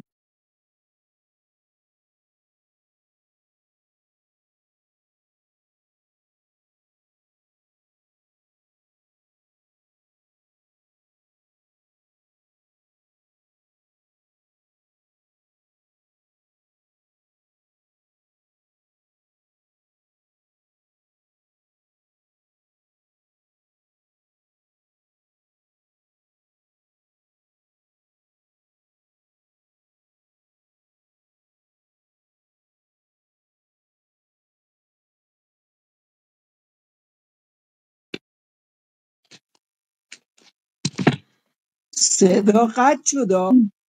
بله بله. فکر میکنم یه مشکل پیش اومده داره. صحبت کنید یه مقدار تا این درست بشه. در رابطه با این گروه های عراقی، صدا من دارید دوستان؟ بله بله صدای شما. در رابطه با این گروه های عراقی من یه داستانی از اینا بگم براتون.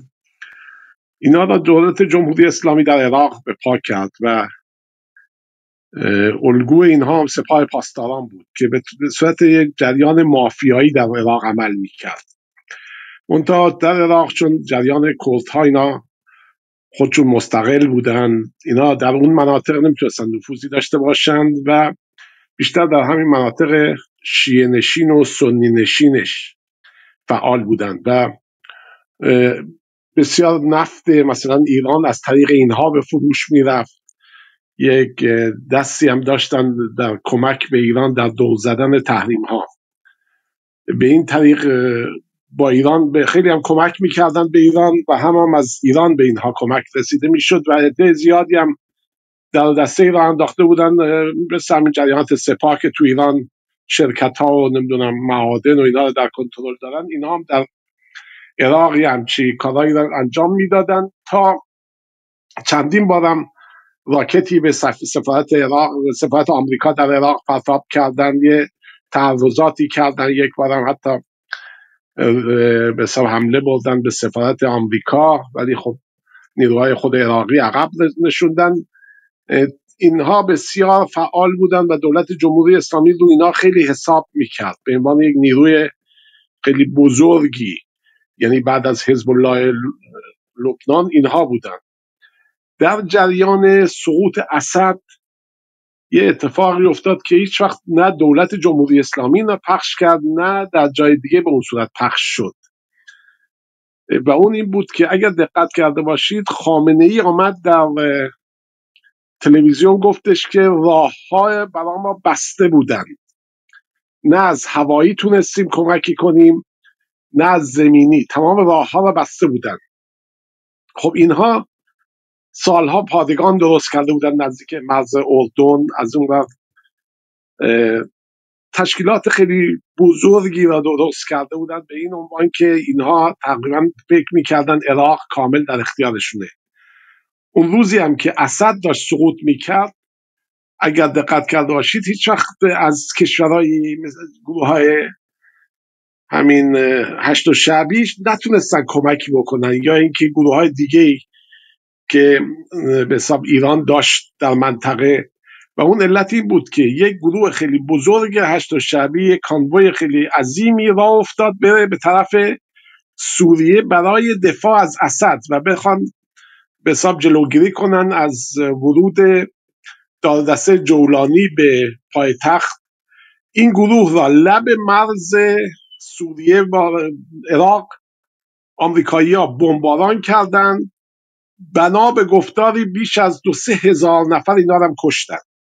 یعنی تمام وسایل شکمراشون بود و نیروهای زرهی که داشتن و تمام تشکیلات اینا را به طور کامل نابود کردند و یه شوک خیلی بزرگی برای اینا شد و همچنین برای دولت ایران، چون اصلا انتظار همچین مسئله‌ای نداشتن که آمریکایی‌ها به این صورت دخالت کنند و این البته کار بسیار احمقیه که اینا حساب نمی‌کردن که آمریکایی‌ها بیان یک کانوی را که داره میره بمباران کنند، در صورتی که میبایست این را در نظر داشته باشند، ولی تعداد زیادشون کشته شد. اونجا دیگه خامنه‌ای متوجه شدن که کاری از دستشون بر نمیاد، نیروهاشون در داخل سوریه و از بیرون هم نتونستن کمکی برسونن. این بود که اسد به اون راحتی سقوط کرد. اینا علاقمند بودن که حتی این برنامه هم داشتن که اگر اسد سقوط کرد یه قسمت‌هایی را اینها در کنترل بگیرند و نیروهای بسیار وفادار به خودشون را در اونجا حاکم کنن. ولی این برنامه را آمریکایی‌ها به هم زدن و تعداد زیادی از اینا کشتن، کامل بی سر و صدا عقب نشینی کردن. صحبتی من ندارم خانم قزاقی، اگر درست شده لطف کنید ادامه بدید.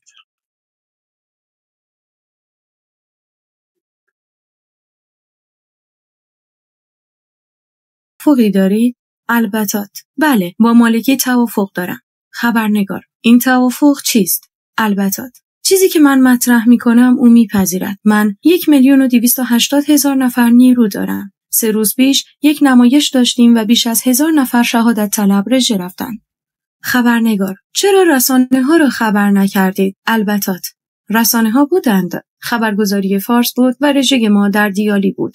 خبرنگار: تو اینقدر جابجا میشوی ولی دولت تو را دستگیر نمی کند. چرا؟ البتات: دولت اگر واثق البتات را دستگیر کند در محظوریت قرار خواهد گرفت. مجری: یعنی در مرکز بغداد رژه برگزار کردید ولی رسانه ها از آن فیلم برداری نکردند؟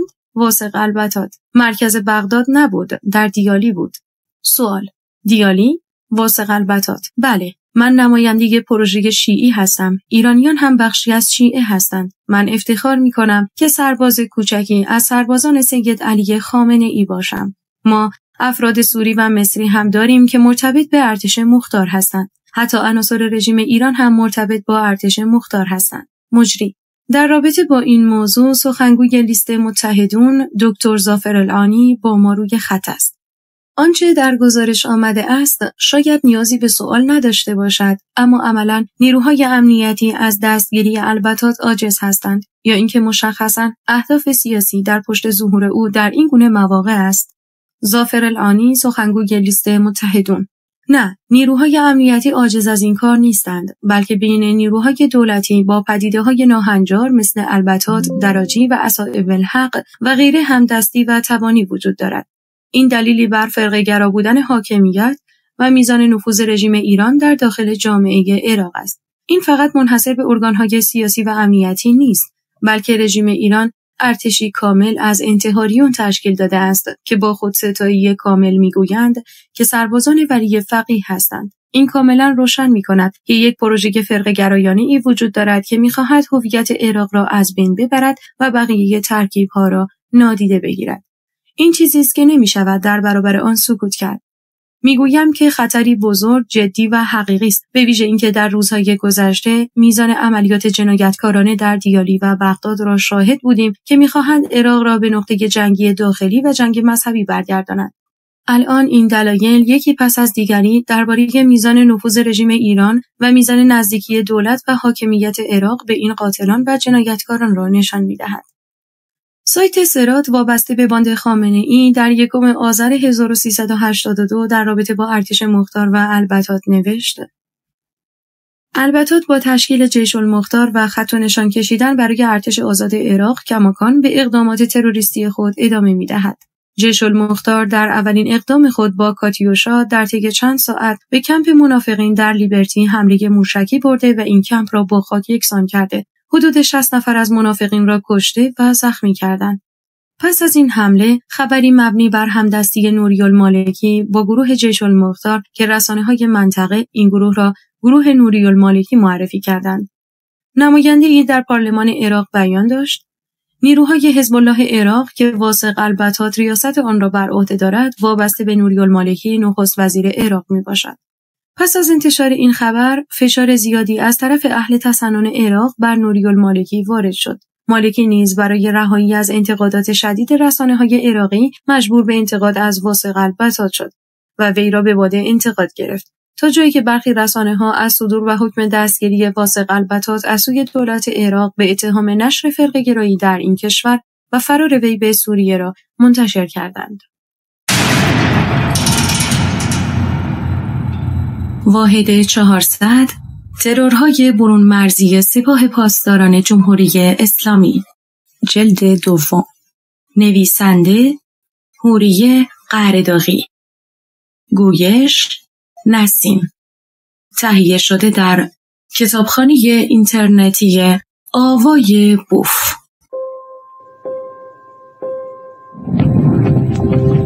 avayaboof.com.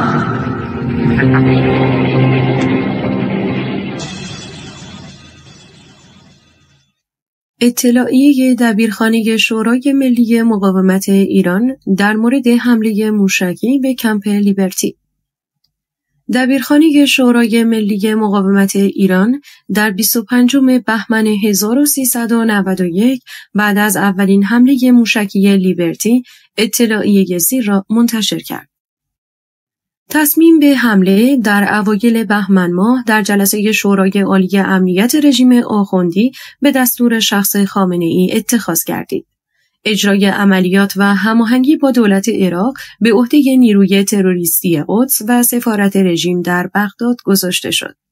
حاج یوسف، سرکرده گروه‌های جهادی و کتائب حزب الله در عراق، در جلساتی با ابو مصطفی شیبانی، ابو آلا و ابو مهدی مهندس، تروریست‌های شناخته شده رژیم آخوندی در عراق، این حمله را طراحی کردند.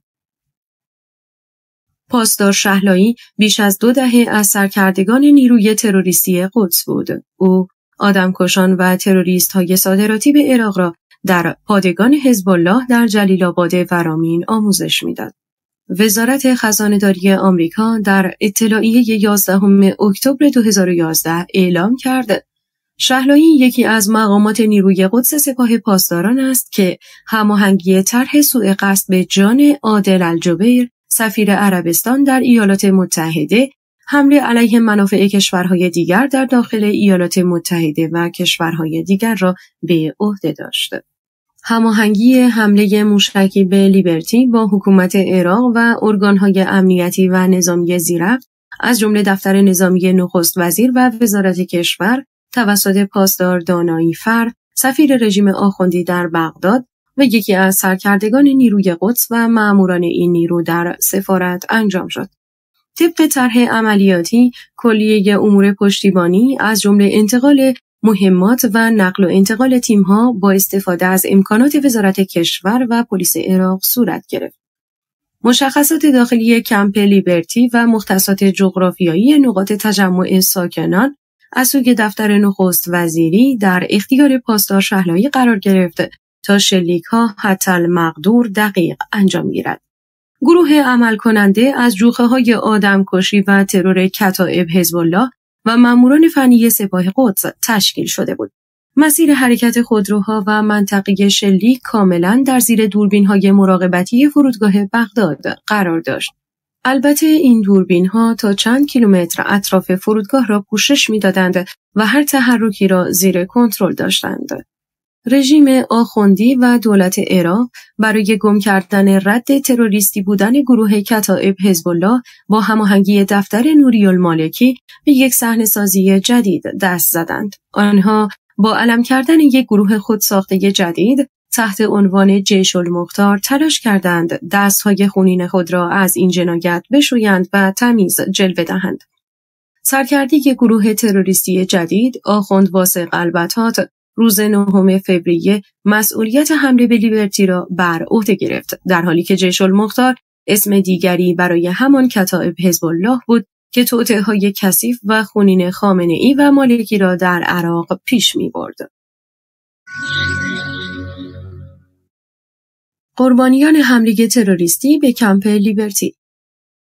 سخنگوی نیروهای مسلح عراق اعلام کرد که در حدود 15 راکت به اطراف محل نگهداری اعضای سازمان مجاهدین خلق ایران در اردوگاه لیبرتی اصابت کرد. در همین حال سخنگوی سازمان مجاهدین خلق گفت 80 موشک به درون این اردوگاه اصابت کرد. دست کم 23 نفر در این حمله کشته شدند. به گزارش وبسایت وزارت امور خارجه آمریکا در بیانیه جان کری آمده است: ایالات متحده حمله وحشیانه تروریستی به کمپ لیبرتی را که به کشته و مجروح شدن شماری از ساکنان آن منجر شد را به شدت محکوم می‌کند. ما ضمن ابراز همدردی با خانواده قربانیان آرزوی شفای عاجل برای زخمی‌های این حادثه داریم. آقای کری گفت که با مقام‌های ارشد عراقی تماس گرفت تا از ارائه کمک‌های پزشکی و اضطراری به مجروحان این حملات اطمینان حاصل کند. وزیر امور خارجه آمریکا اضافه کرد که در تماس با مقام‌های عراقی خواستار افزایش تدابیر امنیتی برای این اردوگاه شد. جان کری از مقام‌های عراقی خواست ضمن پایبندی به اجرای تعهدات این کشور بر اساس توافق دسامبر 2011 مسببان این حادثه را شناسایی و تحت تعقیب قرار دهند. وزیر امور خارجه آمریکا تاکید کرد که این کشور همچنان خود را متعهد می‌داند تا به کمیسریای عالی پناهندگان سازمان ملل متحد برای انتقال امن همه ساکنان کمپ لیبرتی به خارج از عراق کمک کند. در همین حال سازمان مجاهدین خلق اعلام کردند که 80 موشک از انواع مدل‌ها به درون این اردوگاه اصابت کرد. این سازمان با انتشار تصاویری از آتش‌سوزی بزرگ در اردوگاه لیبرتی از کشته شدن دست کم 23 تن از اعضایش خبر داد. مریم رجوی از رهبران سازمان مجاهدین خلق در بیانیه‌ای با اشاره به حمله موشکی به لیبرتی گفت: به طور رسمی و حقوقی دولت عراق و سازمان ملل که با امضای یک یادداشت تفاهم از پایان سال 2011 تا کنون چیزی تحت عنوان TTL مکان ترانزیت موقت ساخته‌اند باید پاسخگو باشند. اردوگاه لیبرتی اردوگاهی است که از سال 2012 به دنبال تعطیلی اردوگاه اشرف محلی برای نگهداری اعضای سازمان مجاهدین خلق ایران تا انتقال آنها به کشوری امن تبدیل شد. این نخستین بار نبود که اردوگاه لیبرتی مورد حمله قرار می گرفت. پیشتر در بهمن سال 1391 نیز حمله راکتی به این اردوگاه دست کم 5 کشته بر جای گذاشت. کشته شدن واثق البتات عامل اصلی حمله به کمپ لیبرتی. بر اساس گزارش‌های منتشر شده از سوی خبرگزاری‌ها بعد از ظهر روز یکشنبه 21 دسامبر 2014 در شمال استان دیاله عراق در منطقه العظیم آخوند واثق البتات فرمانده شبه نظامیان حزب الله عراق در حمله به کاروان وی کشته شد. یک منبع امنیتی در عراق نیز کشته شدن وی را تایید کرد. از سوی دیگر شبه نظامیان حزب الله عراق با انتشار بیانیه‌ای کشته شدن فرمانده خود را تایید کردند. گفته شد که او در یک حادثه خیانتکارانه جانش را از دست داد. برخی از فعالان عراقی بر روی صفحات فیسبوک خود تصویری مربوط به جسد البتات را منتشر کردند. البتات به شکل علنی اذعان کرده بود که تحت فرماندهی ولی فقیه سید علی خامنه‌ای کار می‌کند. اما به دلیل ارتباطات گسترده تروریستی و دست داشتن در جنایات بیشمار، وی هرچند سفرهایی به ایران داشت اما هیچگاه از سوی سران رژیم حاکم بر ایران به مانند حزب الله لبنان به رسمیت شناخته نشد. گروه‌های سنی عراقی فرمانده حزب الله عراق را مسئول شماری از جنایت‌ها علیه خود می‌دانند. آنها با خبر کشته شدن البتات ابراز شادی کردند. آخوند واثق البتات بعد از چندین حمله جنایتکارانه به لیبرتی در یک موضع‌گیری علنی اعلام کرد که مسئولیت این حملات را او و ارتش المختار به عهده می‌گیرند. لازم به ذکر است که چندی قبل 9 تن از دستاندرکاران و عاملان جنایت بزرگ در اشرف و قتل عام 52 مجاهد خلق در درگیری با نیروهای مردمی کشته شدند. قتل عام 10 شهریور در حمله به کمپ اشرف. روز 10 شهریور 1392 قرارگاه اشرف هدف یک تهاجم مسلحانه مرگبار از پیش طراحی شده از سوی ماموران نیروی تروریستی قدس سپاه پاسداران رژیم آخوندی و مزدوران عراقی آن قرار گرفت. در طی آن 52 تن از مجاهدان بی‌دفاع کشته شدند و 7 تن به گروگان گرفته شدند و میلیون‌ها دلار از دارایی‌های ساکنان با بیش از 200 انفجار تخریب گردید. این تهاجم توسط نیروهای زبده مالکی، نخست وزیر وقت عراق، به نام لشکر طلایی که به لشکر کثیف موسوم است، صورت گرفت. آنها مسلح به سلاح‌های ویژه بودند که به خوبی آموزش دیده و برای این عملیات آمادگی زیادی کسب کرده بودند. نیروهای امنیتی عراقی که در تیم‌های چند نفره ملبس به یونیفرم با پیراهن سبز، جلیقه و شلوار مشکی و کلاه سفید و ماسک سیاه همراه با تفنگ AK-47 حامل صدا خفگان بودند، در ساعت 5:15 بامداد 10 شهریور به طور همزمان اقدام به شلیک، تخریب، انهدام و آدمربایی کردند. این جنایتکاران حامل مواد منفجره پلاستیکی و انواع نارنجک‌های دستی جهت انهدام خودروها، کانتینرها، تانکرهای آب و غیره بودند. قرارگاه اشرف از سال 2009 به بعد مدار به مدار توسط نیروهای نظامی و امنیتی عراقی احاطه شد. از آن زمان یک گردان از نیروهای حفاظتی واکنش سریع پلیس دیالی در کنار اشرف مستقر شدند، به طوری که کمپ را با استقرار 2 حلقه از نیروهای نظامی محاصره کردند. علاوه بر آن، نیروهای تیپ 19 لشکر 5 دیالی در دروازه شمالی در گریزلی، محل سابق آمریکاییان، مستقر شدند که 1 کیلومتر با محل استقرار ساکنان فاصله داشت. شاهدان ناظر بودند که تهاجم آنها مستقیما از کنار برج‌های مراقبت تا محل استقرار ساکنان ادامه داشت. آقای طاهر بومدرا، مسئول پرونده اشرف در سازمان ملل، شهادت داد: واقعیت کمپ اشرف مکتوم مانده است، چرا که هیچ کس نمیتواند بدون مشارکت فعال نیروهای امنیتی به داخل کمپ اشرف نفوذ کند.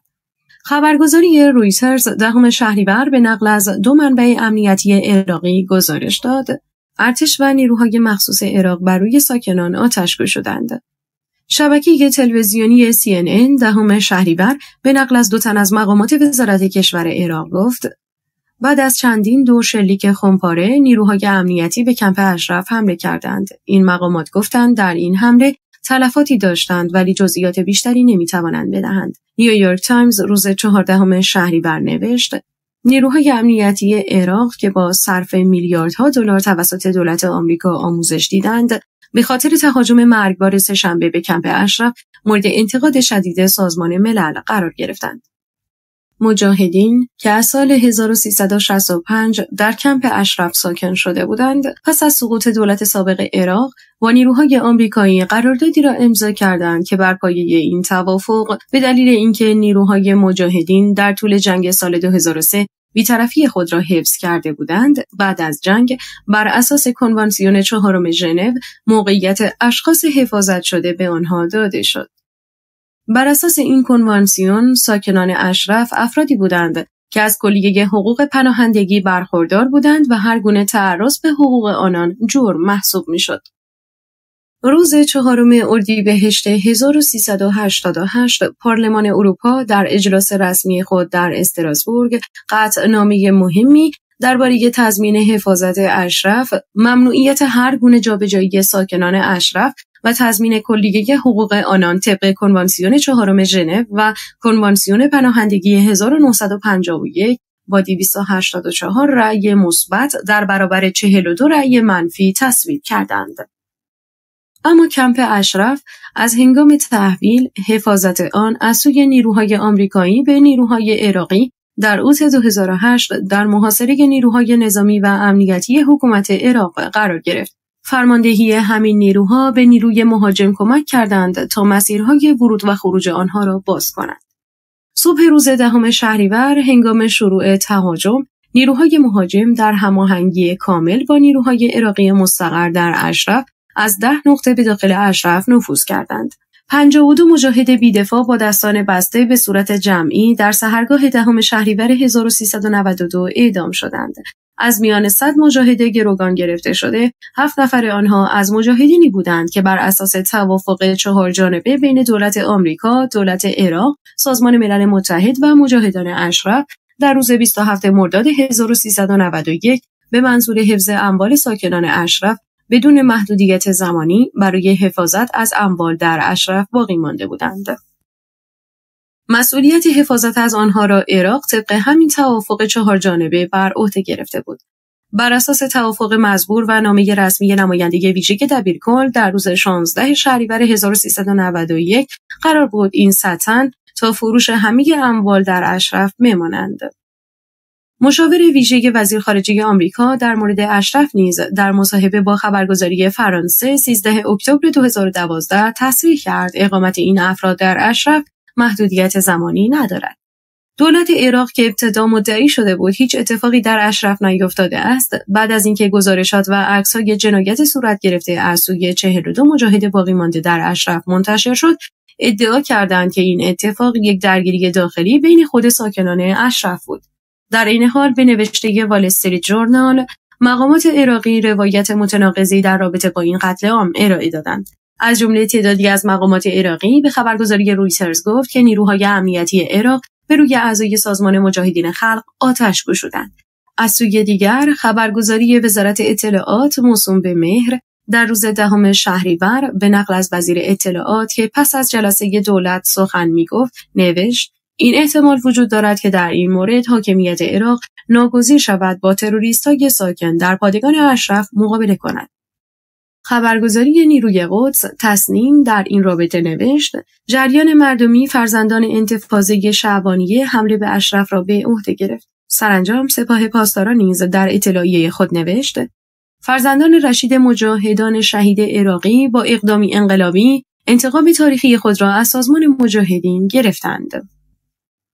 به این ترتیب اظهارات مقامات امنیتی عراقی و سپاه پاسداران و وزیر اطلاعات ملایان به دنبال این کشتار خونین هیچ تردیدی در نقش بالاترین مقام‌های دولت عراق و هماهنگی آنها با نیروهای تروریستی قدس باقی نگذاشت. دولت عراق به منظور زمینه‌سازی برای این حمله جنایتکارانه از 3 هفته قبل آب و برق اشرف را قطع کرده بود. آنها در نظر داشتند 100 مجاهد ساکن اشرف را مجبور کنند به خاطر صرفه‌جویی در آب و برق در یک منطقه کوچک جمع شوند تا طرح کشتار ساده تر شود. در واقع طرح این کشتار از مدتی پیش از سوی علی خامنه‌ای ولی فقیه ارتجاع به نیروی قدس سپاه پاسداران محول شده بود تا از طریق دولت عراق آن را به اجرا در بیاورند. طبق طرح همه ساکنان اشرف باید کشته یا به گروگان گرفته می‌شدند. به دنبال بمباران شیمیایی حومه دمشق با کشتار بیش از 1500 تن از مردم بیگناه به خصوص کودکان توسط بشار اسد، بالا گرفتن احتمال حمله نظامی آمریکا به سوریه، علی خامنه‌ای ولی فقیه ارتجاع خواستار تسریع پروژه کشتار اشرف شده بود. به همین دلیل قاسم سلیمانی، سرکرده نیروی تروریستی قدس، در روز سه‌شنبه 5 شهریور شتاب زده به عراق رفت تا هماهنگی‌های این طرح را انجام دهد. او خارج از ساعت اداری به دیدار مالکی رفت. در این دیدار مسئله حمله احتمالی آمریکا به سوریه و همزمانی آن با قتل عام اشرف مورد بحث قرار گرفت. فالح فیاض، مشاور امنیت ملی مالکی، در مورد زمانبندی حمله به اشرف با مالکی به توافق رسید. به این ترتیب اقدام‌های عملی این حمله که مقدمات آن از قبل فراهم شده بود، پس از سفر سلیمانی آغاز شد. ولایت فقیه طلسم شکسته و زهر خورده هسته‌ای با الگو برداری از قتل عام 67 در میان سکوت ذلت‌بار بین‌المللی تصمیم داشت به اشرف حمله کند تا با این خیال خام که می‌تواند با قتل عام دیگر خود را از کابوس قیام داخل کشور و بحرانی که در سوریه و عراق گریبانش شده بود خلاص کند. قاسم سلیمانی و محمد رضا نقدی از فرماندهان سپاه در اظهارات جداگانه از کشته شدن مجاهدین خلق و حمله مرگبار به قرارگاه اشرف استقبال و ابراز خوشنودی کردند. قاسم سلیمانی، فرمانده سپاه قدس، بخش برون مرزی سپاه پاسداران، در سخنرانی خود در مجلس خبرگان در روز سه‌شنبه 12 شهریور برابر با 3 سپتامبر حمله به اردوگاه اشرف و کشته شدن 52 تن از اعضای مجاهدین خلق را قضیه‌ای مهمتر از عملیات مرصاد در سال 1367 دانست. خبرگزاری فارس وابسته به نهادهای امنیتی و نظامی در ایران از قول یکی از اعضای مجلس خبرگان نوشت: سردار سلیمانی در این جلسه به قضیه عراق و اردوگاه اشرف پرداخت که بیش از 50 نفر از آنها کشته شدند. بسیاری از آنها از سران منافقین داخل پرانتز مجاهدین بودند و 10 نفر نیز مفقود شدند. در واقع برای ایران این قضیه مهمتر از حمله مرصاد بود، زیرا وعده خداوند محقق شد. محمد رضا نقدی فرمانده بسیج سپاه نیز با جملاتی تقریبا مشابه با سلیمانی در جمع فرماندهان و مربیان بسیجی در استان گلستان گفت: حمله‌ای که توسط مجاهدین عراقی در پادگان اشرف روی داد مهمتر از عملیات مرصاد بود، چرا که تعداد زیادی از سران پلید منافقین در یک روز نابود شدند. در اطلاعیه رسمی سپاه پاسداران ضمن ابراز خوشنودی از کشته شدن ساکنان اشرف آمده است: در این اقدام که منجر به هلاکت رسیدن قریب به 70 تن از کادرهای فاسد منافقین از جمله 7 تن از شورای رهبری و مسئولان اطلاعات و عملیات سازمان منافقین با بیش از 30 سال سابقه روی داد، یقیناً مایه آسایش خاطر امت اسلامی و خانواده‌های معظم شهدا، خصوصاً خانواده‌های معزز شهدای ترور خواهد شد. سپاه پاسداران در این پیام حمله مرگبار به مجاهدین را انتقام الهی و تحقق وعده‌های خداوند دانست. شورای ملی مقاومت که به عنوان ارگان سیاسی سازمان مجاهدین خلق عمل می‌کند در اطلاعیه‌ای نوشت: قتل عام اشرف توسط نیروهای تحت امر مالکی در هماهنگی کامل با نیروهای تروریستی قدس صورت گرفت. به دنبال بمباران شیمیایی حومه دمشق و بالا گرفتن احتمال حمله نظامی آمریکا به سوریه، خامنه‌ای خواستار تسریع پروژه کشتار اشرف شد. به گفته مسئولان سازمان ملل، در بدن اغلب این افراد محل اصابت گلوله دیده میشد. برخی از آنها نیز زمان مرگ دستبند بر دست داشتند. سازمان ملل متحد حمله به قرارگاه اشرف را به عنوان جنایت بیرحمانه شدیداً محکوم کرد. قرارگاه اشرف در 80 کیلومتری مرز ایران قرار داشت. این قرارگاه پایگاه 30 ساله سازمان مجاهدین خلق ایران بود. پس از اشغال عراق، مجاهدین خلق در احترام به دولت وقت عراق گردآوری سلاح‌های خود را پذیرفتند و دولت آمریکا حفاظت آنها را به عهده گرفت. پس از خروج نیروهای آمریکایی در سال 2008 از عراق، حفاظت قرارگاه اشرف، پایگاه مجاهدین خلق ایران، به نیروهای عراقی تحویل داده شد. دولت عراق که دولتی وابسته به رژیم ایران بود، قرارگاه اشرف را در یک محاصره غذایی، پزشکی و لوجستیکی قرار داد. سپس حملات خود را به پایگاه مجاهدین خلق آغاز کرد. از جمله بزرگترین حملات انجام شده به پایگاه اشرف از طرف نیروهای عراقی وابسته به ایران، حمله 6 و 7 مرداد 1388 بود که 11 کشته و چند صد مجروح بر جای گذاشت. همچنین حمله نیروهای عراقی به همراه عناصری از سپاه قدس، سپاه پاسداران، در 19 فروردین 1390 به پایگاه اشرف که منجر به کشته شدن 36 تن و مجروح شدن 360 تن شد. پس از این حمله بود که دولت عراق ضرب الاجلی را برای خروج مجاهدین از عراق معین نمود و خود را برای حمله دیگر آماده کرد. با فعالیت‌های بین‌المللی مجاهدین و هواداران آنها در سراسر دنیا، دولت عراق مجبور به پذیرفتن الغای این ضرب الاجل شد. سازمان مجاهدین در یک توافق چند جانبه با سازمان ملل و دولت آمریکا و دولت وقت عراق با مهاجرت از قرارگاه اشرف به پایگاهی در نزدیکی بغداد به نام کمپ لیبرتی موافقت کردند. دولت آمریکا متعهد شد در صورتی که سازمان مجاهدین خلق این انتقال را بپذیرد، به حکم دادگاه آمریکایی مبنی بر خروج نام این سازمان از لیست تروریستی تن می‌دهد. طبق توافق 4 جانبه بین دولت آمریکا، دولت عراق، نماینده سازمان ملل متحد و سازمان مجاهدین خلق، تنها 100 نفر از اعضای سازمان مجاهدین خلق ایران در کمپ اشرف باقی مانده بودند تا از اموال ساکنان قرارگاه اشرف که بیش از 30 سال در آن سکونت داشتند حفاظت کرده و آنها را به فروش برسانند. با وجود توافق چند جانبه، دولت عراق نمی‌توانست مجاهدین خلق را مورد حمله قرار دهد. به همین دلیل نیروهای مهاجم به اشرف در قتل عام 10 شهریور در قالب یک گروه تروریستی وارد اشرف شدند. دولت عراق پس از پایان قتل عام از ماهیت این گروه اظهار بی‌اطلاعی کرد. با این همه شواهد ارائه شده توسط ساکنین اشرف بر مشارکت دولت عراق در این حمله دلالت داشت. به منظور آماده‌سازی‌های بیشتر برای حمله به اشرف، عده‌ای از ماموران استخبارات از نخست وزیری عراق با فرماندهی شخصی به نام حیدر عذاب در اشرف مستقر شدند. لازم به یادآوری است که حیدر عذاب و احمد خضیر که در 2 حمله در سالهای 88 و 90 به اشرف شرکت داشتند، از سوی دادگاه اسپانیا احضار شدند. در حملات گذشته به قرارگاه اشرف، قسمت شمالی اشرف دست نیروهای عراقی تسخیر شده و مرز میان نیروهای عراقی مستقر در اشرف با ساکنین خیابانی به نام خیابان صد بود. به موازات این خیابان یک خاکریز توسط نیروهای عراقی ایجاد شد که به طور کامل در کنترل این نیروها بود. تیپ 19 ارتش عراق و گردان پلیس واکنش سریع پشت این خاکریز مستقر بودند. روی این خاکریز 3 رشته سیم خاردار قرار داشت که از ورود و خروج افراد به قرارگاه اشرف جلوگیری می‌کرد. تنها خروجی در ضلع شمالی قرارگاه اشرف میدانی به نام لاله بود که توسط نیروهای عراقی کنترل می‌شد. ساعت 12 شنبه شب 9 شهریور 6 ساعت پیش از شروع حمله سرلشکر جمیل الشمری فرماندهی پلیس استان دیاله وارد اشرف شد و در مقر پلیس واکنش سریع مستقر شد. جمیل الشمری با فرماندهی گردان مستقر در اشرف هماهنگی‌های پیش از حمله را صورت داد. از چند روز پیش یک اکیپ 4 نفره از اطلاعات ارتش عراق تحت نظر حیدرعزا به شناسایی اطراف محلی که روزهای بعد حمله از همان محل آغاز شد مشغول شدند.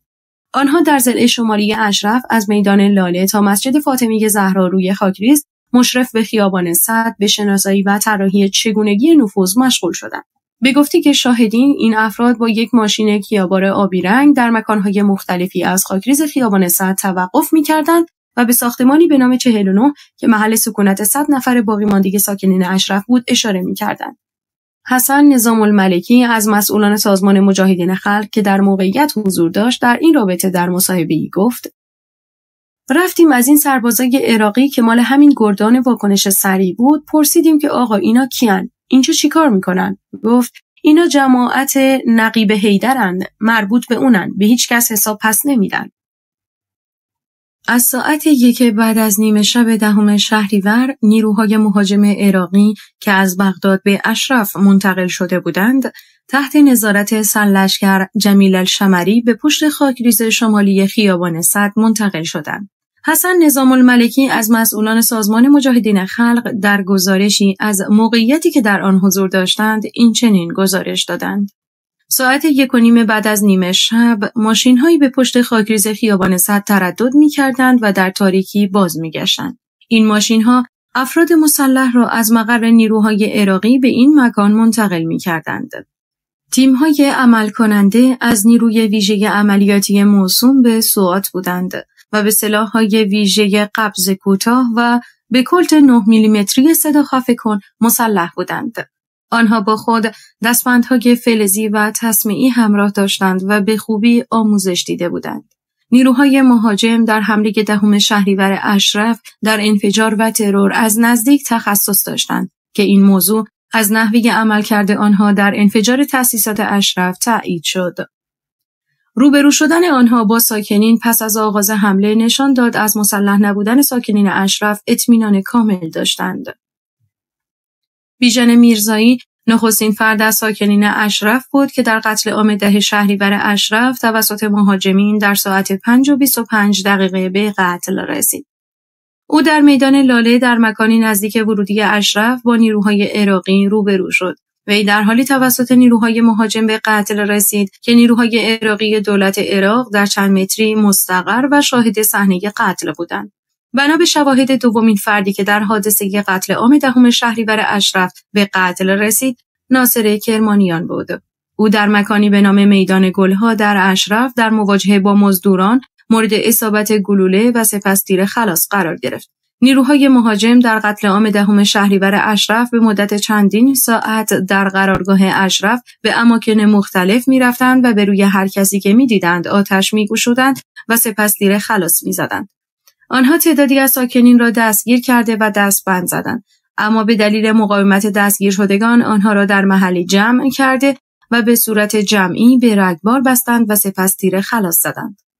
نیروهای تروریستی در قتل عام 10 شهریور اشرف وارد بیمارستان یا اورژانس اشرف شدند. در این بیمارستان تعدادی بیمار و همچنین افرادی که در جریان حوادث زخمی شده بودند در حال مداوا قرار داشتند. سعید نوری، یک امدادگر در بیمارستان اشرف، در حالی که مشغول رسیدگی به بیماران بود با یک پنس در میان دستانش توسط قتل عام کنندگان کشته شد. آنها به بقیه بیماران و مجروحان تیر خلاص زدند و همه را در محل به قتل رساندند. در این مکان 7 نفر از ساکنین توسط نیروهای مهاجم کشته شدند.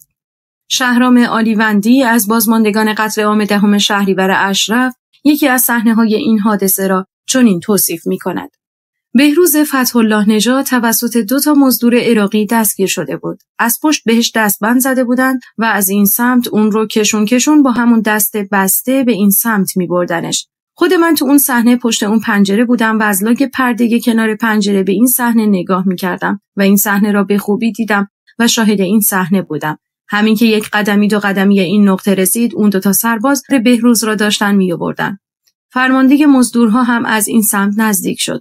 فرمانده مزدورها تفاوتش با بقیه این بود که اولا ماسک به صورتش نداشت و من چهرهش رو به خوبی دیدم. مثل بقیه‌شون جلیقه ضد گلوله نداشت.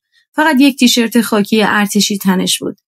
دست راستش 1 سلاح کمری با صدا خفگان داشت و دست چپش هم 1 بیسیم بود که مستمر حالا یا خودش تماس می‌گرفت یا از طرف مقابل باهاش تماس می‌گرفتن. فرمانده مزدورها اصلاً بدون هیچ احساس و بدون اینکه فکر بکنه، همین که از کنار برادر بهروز توی این نقطه رد میشد، دستش را بالا آورد و با همون کلت صدا خفگان 1 گلوله توی سر برادر بهروز شلیک کرد. محسن امینی از بازماندگان این قتل عام در مورد قتل عام 10 شهریور اشرف میگوید: بچه‌ها رو نمیشد حریف بشی. بچه‌ها همه میخواستن حمله کنن، بدون سلاح برن سراغ اینها که اجباراً من به اینها گفتم برید توی ساختمون، چون توی ساختمون خواهر زهره و خواهر گیتی همین دم درب ایستاده بودن. هر کاری من میکردم کسی حرف مرا گوش نمیداد. همه میخواستند با دست خالی به سمت مزدورایی که داشتن شلیک میکردن برن. دیگه اینجایی که رسیده بودن کاملا مشخص بود، سلاح به دست، تفنگ آماده هدفگیری، تک تک شلیک میکردن. سلاح‌ها مشخص بود که صدا خفگان داره. رگبار نمیزدن. تکی تکی همه با هم. 3 نفره 4 تایی تیمی بودن، می اومدن جلو، شروع می‌کردن بزدن. در قتل عام 10 شهریور اشرف 7 نفر از دستگیر شدگان توسط نیروهای عراقی با ماشین به مکان نامعلومی منتقل شدند.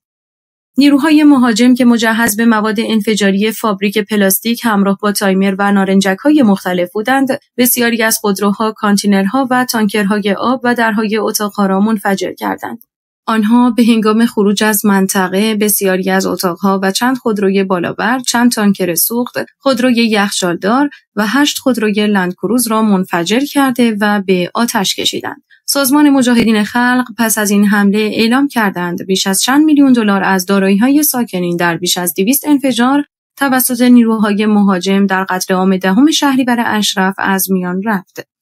یکی از نقاطی که مهاجمین در قتل عام 10 شهریور اشرف مورد حمله قرار دادند، مقر زهره قائمی، فرمانده قرارگاه اشرف در زمان وقوع این قتل عام بود. افرادی که تلاش کردند از ورود نیروهای مهاجم به ساختمان زهره قائمی جلوگیری کنند، همگی توسط حمله کنندگان به قتل رسیدند. نیروهای مهاجم پس از ورود به ساختمان زهره قائمی، فرمانده اشرف در حالی وی را به قتل رساندند که ژیلا طلو، یکی از اعضای سازمان مجاهدین خلق، تلاش می‌کرد خود را سپر حفاظتی او کند. جسد زهره قائمی در حالی پیدا شد که ژیلا طلو او را در آخرین لحظه در آغوش گرفته بود. طبق برآورد کارشناسان، تروریست‌های مهاجم در یک شبیخون معمولی نمی‌توانستند با این سرعت در قرارگاه گسترده اشرف 52 نفر را به قتل برسانند. اعضای سازمان مجاهدین در صورت داشتن فرصت کافی و اطلاع از ماهیت مجاهدین قادر بودند همچون حملات پیشین دست به اقدامات متقابل بزنند و از خود دفاع کنند. مهاجمین را در رسیدن به هدف خود ناکام بگذارند. سرعت مهاجمین در انجام این حمله از نقاط مبهم قتل عام 10 شهریور اشرف به شمار می‌رود. سازمان مجاهدین خلق در اطلاعیه دبیرخانه شورای ملی مقاومت در مستند ارتش آزادی بخش از این راز پرده برداشت. پس از آنکه مهاجمین قرارگاه اشرف را ترک کردند، یک جسد از میان نیروهای مهاجم در اشرف بر جای ماند. صورت این فرد که لباس نیروهای مهاجم را بر تن داشت سوخته بود. در ابتدا ساکنین بازمانده از قتل عام 10 شهریور اشرف تصور می‌کردند این فرد در تداخل آتش به اشتباه توسط نیروهای مهاجم کشته شده. اما در بررسی کارشناسانه تصاویر این فرد، سازمان مجاهدین اعلام کردند او شخصی به نام مسعود دلیلی داخل بود که در 2 سال قبل از مجاهدین خلق جدا شده و خود را به نیروهای عراقی و رژیم ایران تسلیم کرده بود. این جسد سمعک آلمانی را که قبلا امداد پزشکی کمپ اشرف برای مسعود دلیلی خریداری کرده بود در گوش چپ داشت. مسعود دلیلی کارت هویتی با نام بهمن افرازه داشت. این جسد در جیب خود مقداری پول ایرانی به همراه داشت. در واقع علت آنکه مهاجمین توانسته بودند بدون فوت وقت و بدون اینکه ساکنین اشرف فرصت برآورد وضعیت را داشته باشند وارد مکان اصلی ساکنین شوند و با سلاح‌های صدا خفگان آنها را به قتل برسانند، همین شخص به عنوان راهنما به مهاجمین کمک کرده بود.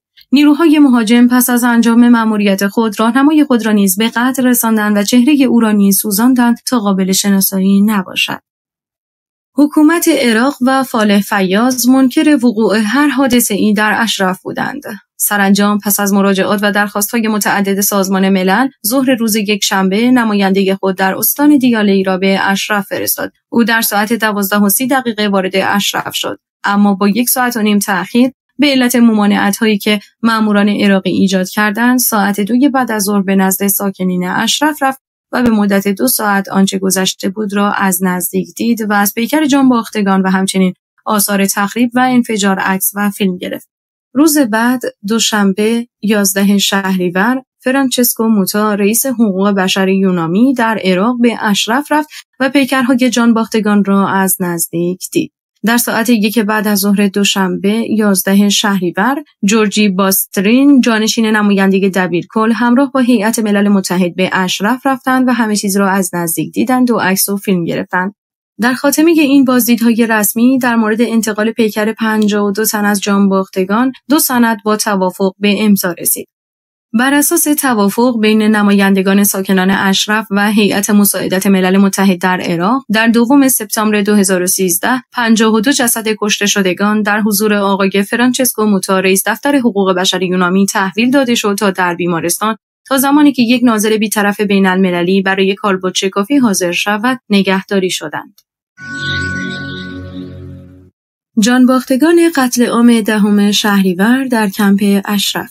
در این قتل عام 52 تن جان باختند که اسامی و نحوه شهادت آنها در مصاحبه دکتر جواد علوی از بازماندگان قتل عام چنین اعلام شد: زهره قائمی در اثر اصابت چند گلوله به سر و صورت در اتاق کار خود و گیتی گیوچیان در اثر شلیک گلوله به سر و با تیر خلاص کشته شد. ژیلا طلو برای حفاظت از زهره قائمی تلاش کرد او در معرض اصابت گلوله قرار نگیرد، اما خودش تیر خلاص خورد. فاطمه کامیاب میترا باقرزاده را از نزدیک با تیر خلاص کشتند. مریم حسینی ابتدا در اثر شلیک گلوله مجروح شد. بعد او را در محوطه در بیرون از اتاق دستبند زدند، با تیر خلاص از نزدیک او را اعدام کردند. مهدی فتح‌الله نژاد دستگیر و سپس در اثر شلیک گلوله به سر کشته شد. احمد پوستانی، ابراهیم اسدی، سعید اخوان، حسین رسولی با تیر خلاص با شلیک گلوله به سر کشته شدند. عبدالحلیم نارویی، علی محمودی، علی اصغر مکانیک ابتدا در اثر شلیک گلوله مجروح شدند، اما آنها را تعقیب کردند و در نقاط دیگری با شلیک گلوله به سر از نزدیک اعدام کردند. ناصر حبشی، حسن جباری با شلیک به سر و گردن و تیر خلاص کشته شدند. سعید نوری، پرسنل درمانی اشرف در اورژانس پزشکی در حال رسیدگی به مجروحین بود که به او شلیک کردند. آنها 6 مجروح دیگر از جمله شهرام یاسری، سیروس فتحی، علی فیضی، سید علی سید احمدی و کوروش سعیدی و غلام عباس گرمابی را که برای درمان به اورژانس منتقل شده بودند، روی تخت بستری با خواباندن روی زمین تیر خلاص زدند.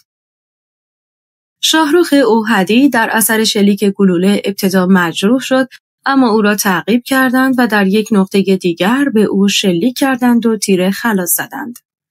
نبی سیف به اتاق ژنراتور رفته بود. بعد از تعقیب او در اتاق ژنراتور به او تیر خلاص زدند. امیر نظری، امیر حسین افضلنیا را دستبند زدند، سپس روی زمین کشیدند. در کنار یکدیگر به آنها تیر خلاص زدند.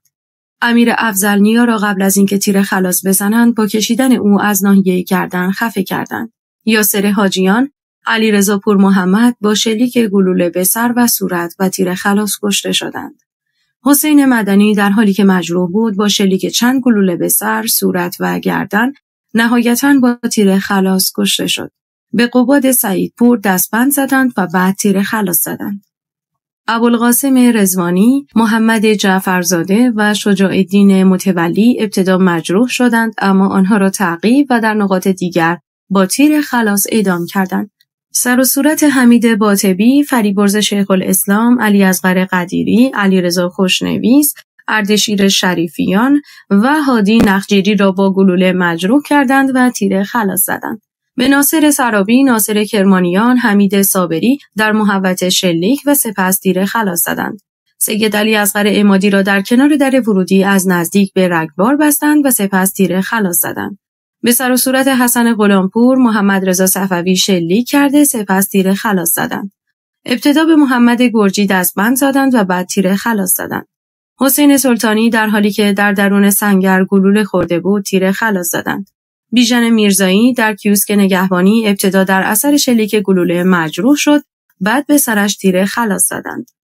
42 نفر از ساکنان اشرف که از قتل عام جان سالم به در برده بودند، از باقی نقاط مختلف قرارگاه به ساختمان مقر فرماندهی رفتند و در آنجا سنگر گرفتند و آنها حاضر به ترک اشرف نبودند. در شب و روزهای بعدی گردان عراقی به محاصره فیزیکی و تهدید آنها به کشتار ادامه دادند. 4 روز بعد از حمله 10 شهریور، در روز 14 شهریور، جانشین نماینده ویژه دبیرکل طرح سازمان ملل، طرح مشترک سازمان ملل و دولت آمریکا و حکومت عراق را به زبانهای انگلیسی و عربی برای تخلیه اشرف و انتقال 42 نفر باقی مانده به لیبرتی ارائه دادند. سرانجام 42 نفر از ساکنین باقی مانده در اشرف به درخواست مریم رجوی در شبانگاه 20 شهریور پس از 27 سال کمپ اشرف را ترک کرده و به لیبرتی رفتند. این در حالی بود که حین انتقال به کمپ لیبرتی، کاروان اتوبوس حامل ساکنان اشرف مورد حمله انفجاری قرار گرفت، اما کاروان به راه خود ادامه داد و به لیبرتی رسید. کمیساریای عالی پناهندگی به شدت این حمله را محکوم کرد و گفت: استفاده از خشونت علیه غیر نظامیان در هر شرایطی غیر قابل قبول است.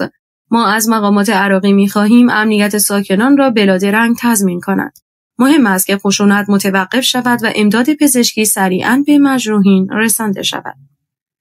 سفارت ایالات متحده آمریکا در عراق پیامی را بدین مضمون منتشر کرد: سفارت ایالات متحده آمریکا وقایع دهشتناکی را که امروز در کمپ اشرف روی داد و باعث کشته و مجروح شدن تعداد بسیاری از ساکنان کمپ شد محکوم می‌کند. به خانواده‌های قربانیان و آنهایی که در اثر خشونت‌های امروز مجروح شدند مراتب تسلیت خود را ابراز می‌کنیم. ما عمیقاً نسبت به این گزارش‌ها نگران هستیم و در تماس دائم با هیئت مساعدت سازمان ملل در عراق و همچنین مقامات دولت عراق می‌باشیم. ما از تلاش‌های یونامی برای به عمل آوردن ارزیابی خود از اوضاع حمایت می‌کنیم و از دولت عراق می‌خواهیم که از آن تلاش‌ها حمایت کامل کند. علاوه بر این، ما از مقامات عراقی می‌خواهیم سریعاً عمل کنند تا امداد پزشکی فوری برای مجروحین تضمین شود. ما بر فراخوان یونامی برای یک تحقیقات کامل و مستقل در این واقعه دهشتناک و تراژیک تاکید می‌کنیم. آنهایی که مسئول شناخته شوند باید مورد مؤاخذه کامل قرار بگیرند. در روزهای بعد دولت‌های کانادا، فرانسه، آلمان، انگلستان، ایتالیا، اسپانیا، هلند، بلژیک، ایرلند، استرالیا، اوروگوئه و همچنین اتحادیه اروپا، پارلمان اروپا، شورای اروپا، عفو بین الملل، فدراسیون بین المللی حقوق بشر، اتحادیه جهانی علمای مسلمین، اتحادیه وکلای انگلستان، سازمان جهانی علیه شکنجه، سازمان دوستی با خلق‌های جهان، حقوق بشر نوین فرانسه، کلیسای انگلستان و نمایندگان مجالس قانونگذاری در 5 قاره جهان همراه با نمایندگان مردم، عشایر عراق، ارتش آزاد سوریه و هزاران شهردار در سراسر اروپا قتل عام در اشرف را محکوم کردند و با تأکید بر مسئولیت عراق خواهان تحقیقات مستقل و شفاف در این باره شدند.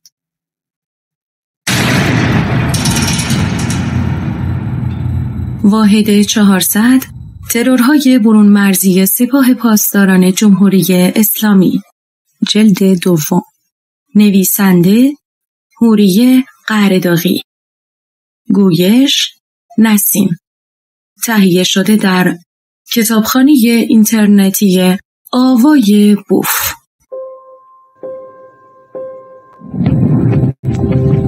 avayaboof.com . 400 400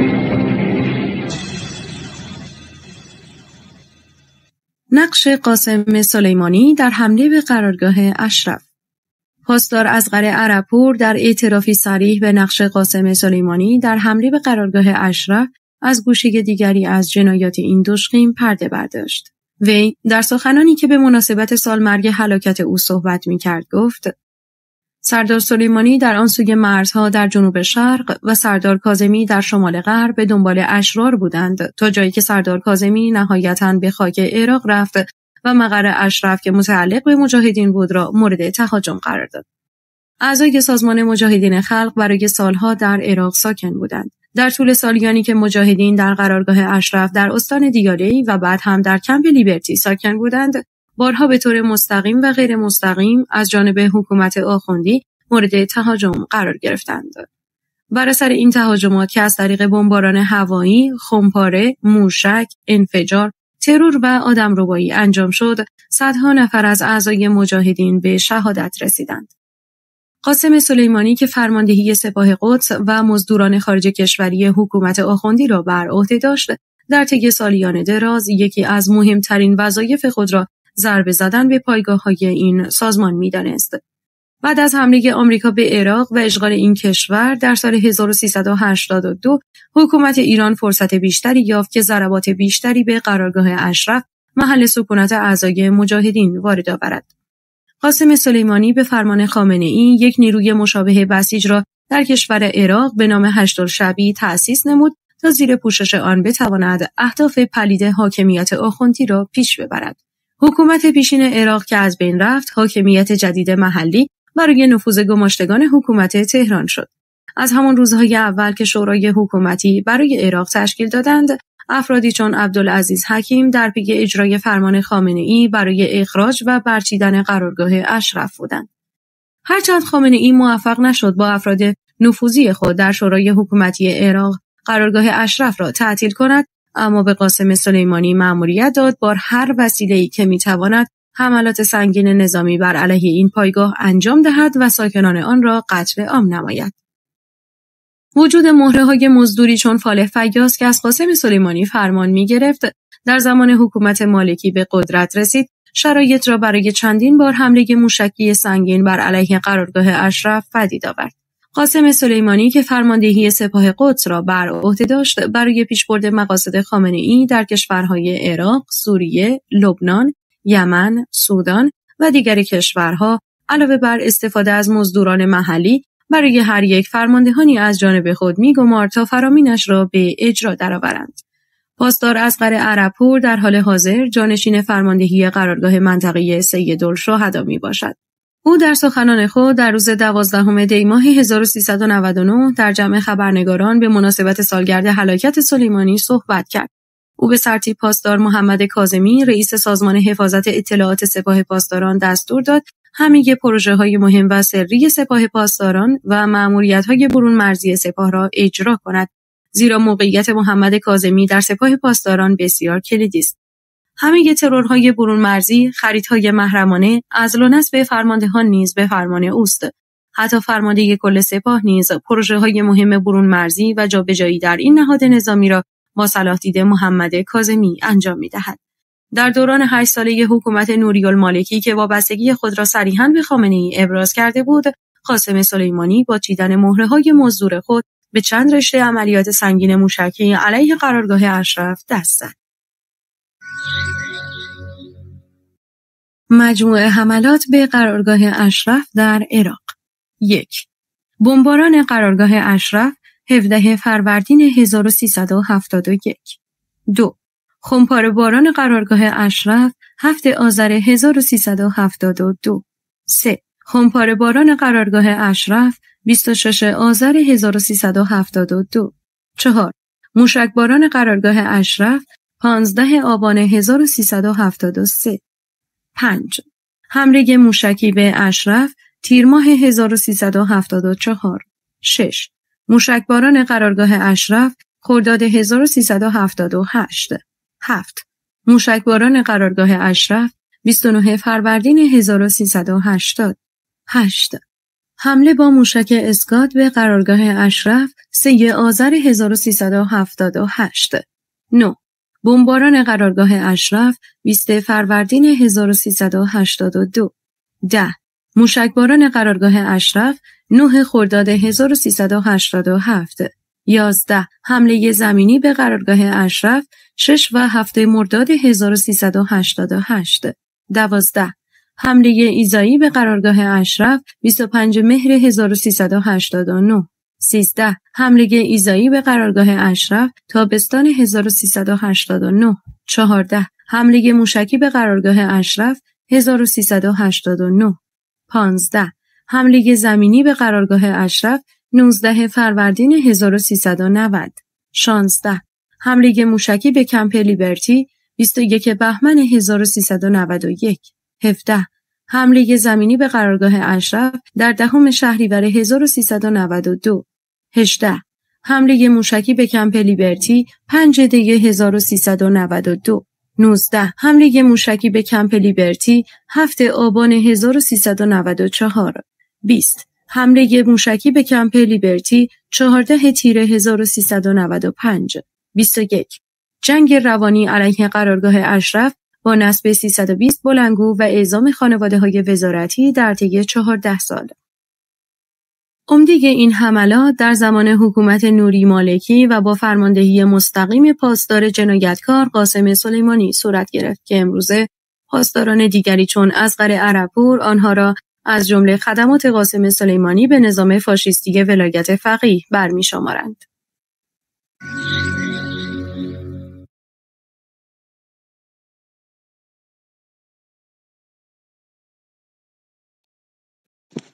خسته نباشید. فکر کنم همینجا برای امروز کافی باشه، چون مطالبی که برای کمپ اشرف بود اینجا تموم میشه. برمیگردیم دوباره روی اون چند گروهی که نیابتی ها هستن، حالا تو کشورهای مختلف بررسی میکنیم، چون کمپ حمله به کمپ اشرف اینجا تموم شد. ما فایلش رو اینجا میبندیم که ادامهش رو هفته دیگه بخونیم. حالا اگه دوستان صحبتی دارن یا دوستانی که در اودینس هم هستن اگه صحبتی دارن میتونن دستشون رو بالا ببرن و بیان بالا صحبت کنن. اوری خانم سلام مجدد. من براتون یه پیغام شخصی گذاشتم، برید اونو ببینید. آقا زمانی برای شما یه دونه پیغام شخصی گذاشتم. شدیداً شما رو به تجزیه طلبی دارن پشتتون جار میزنن و من اصلا صلاح نمیبینم اینجا بگم چون اتاق داره ضبط میشه. فقط خیلی لجن پرانی کردن، خیلی، یعنی من چند دقیقه که تو اتاقشون بودم وحشتناک که اینا تجزیه طلبن و این مارکی که فعلا شاه و شیخ داره علیه نیروهای مترقی استفاده میکنه. هر کی رو میخوام بکوبنش زود میکنهش تجزیه طلب، چه شاه چه شیخ، هر دوشون. و خواستم خدمتتون اینو بگم که خودتون رو هر چی سلام میدونید. مرسی، من تمام. من یه توضیح براتون بدم.